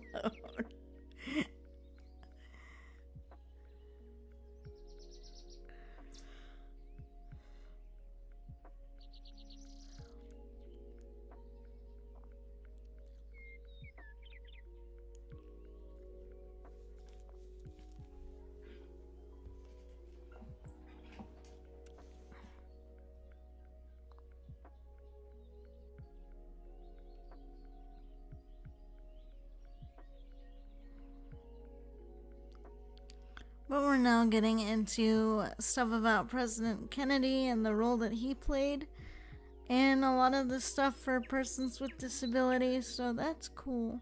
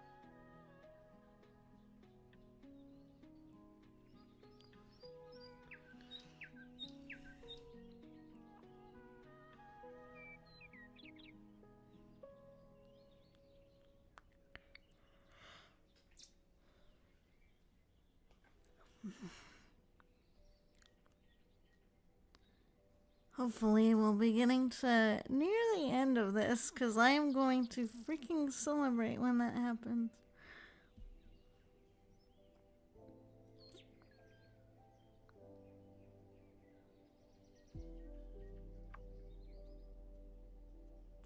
And then that means tomorrow I'm probably going to start reading the, quote, supplemental article for the next week early, because if they're going to be this large, then we need to start accommodating them early.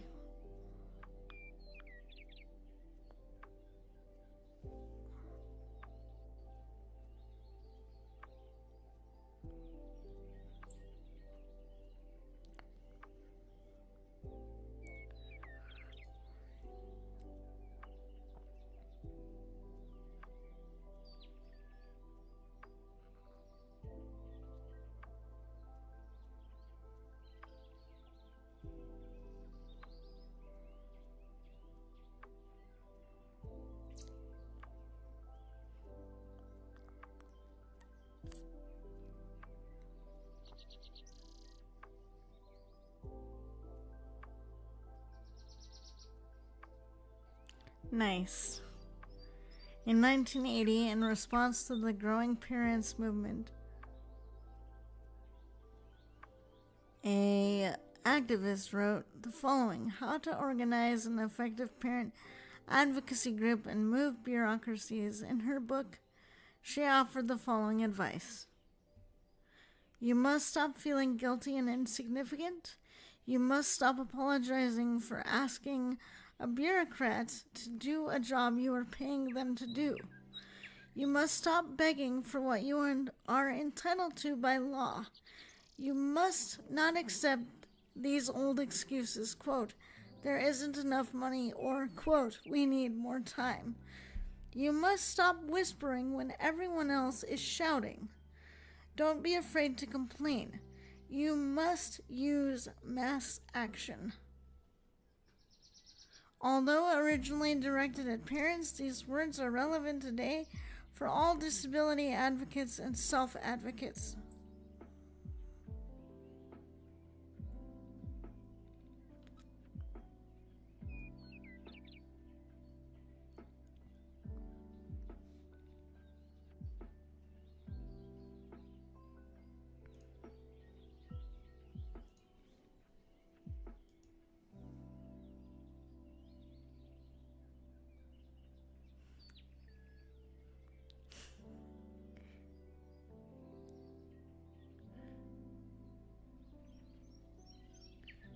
Yes, it's important advocacy advice, period.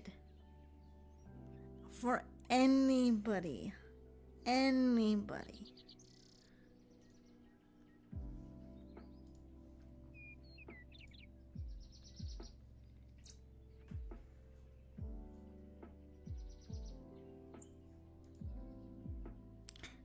That's a nice one. That's pretty good.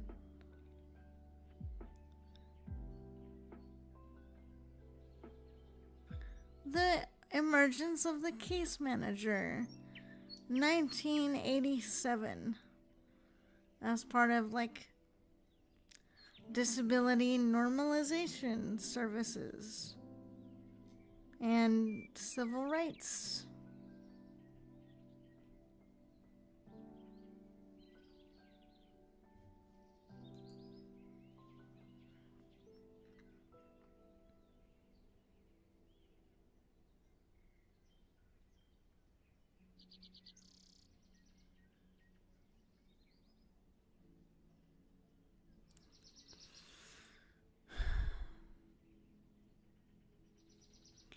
It's freaking out again.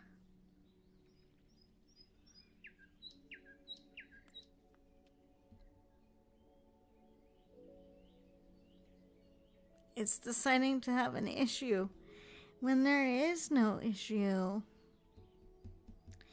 Whee!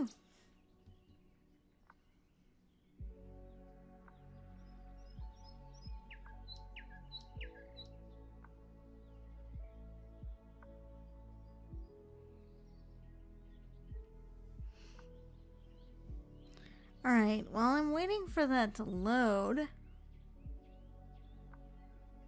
I'm gonna take a brain break for a second. I don't know why that is being so annoying. It's like you should just be able to load. No problem.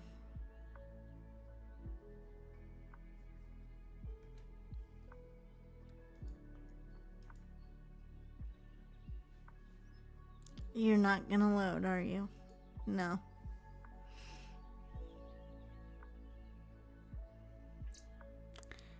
No, you're not, are you? You're okay.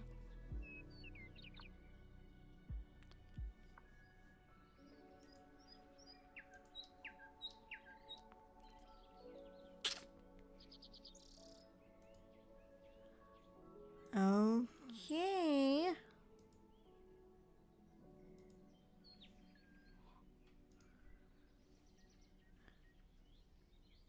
Yep. Oh, now it just... Yes, I am human.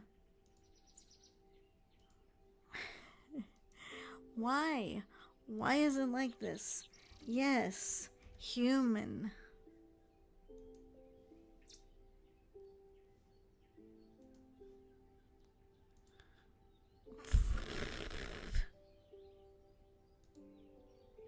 Alright, it did load. I might actually... I might actually go take a little break here. I am a Tifa, but this system only recognizes humans, which is probably why it keeps not recognizing me. I'm a humanoid. Stretch them Tifa wings.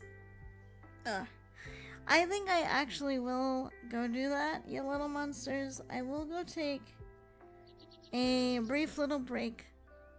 I will be right back. It's gonna give me a chance to go handle a bit of royal business. I will return.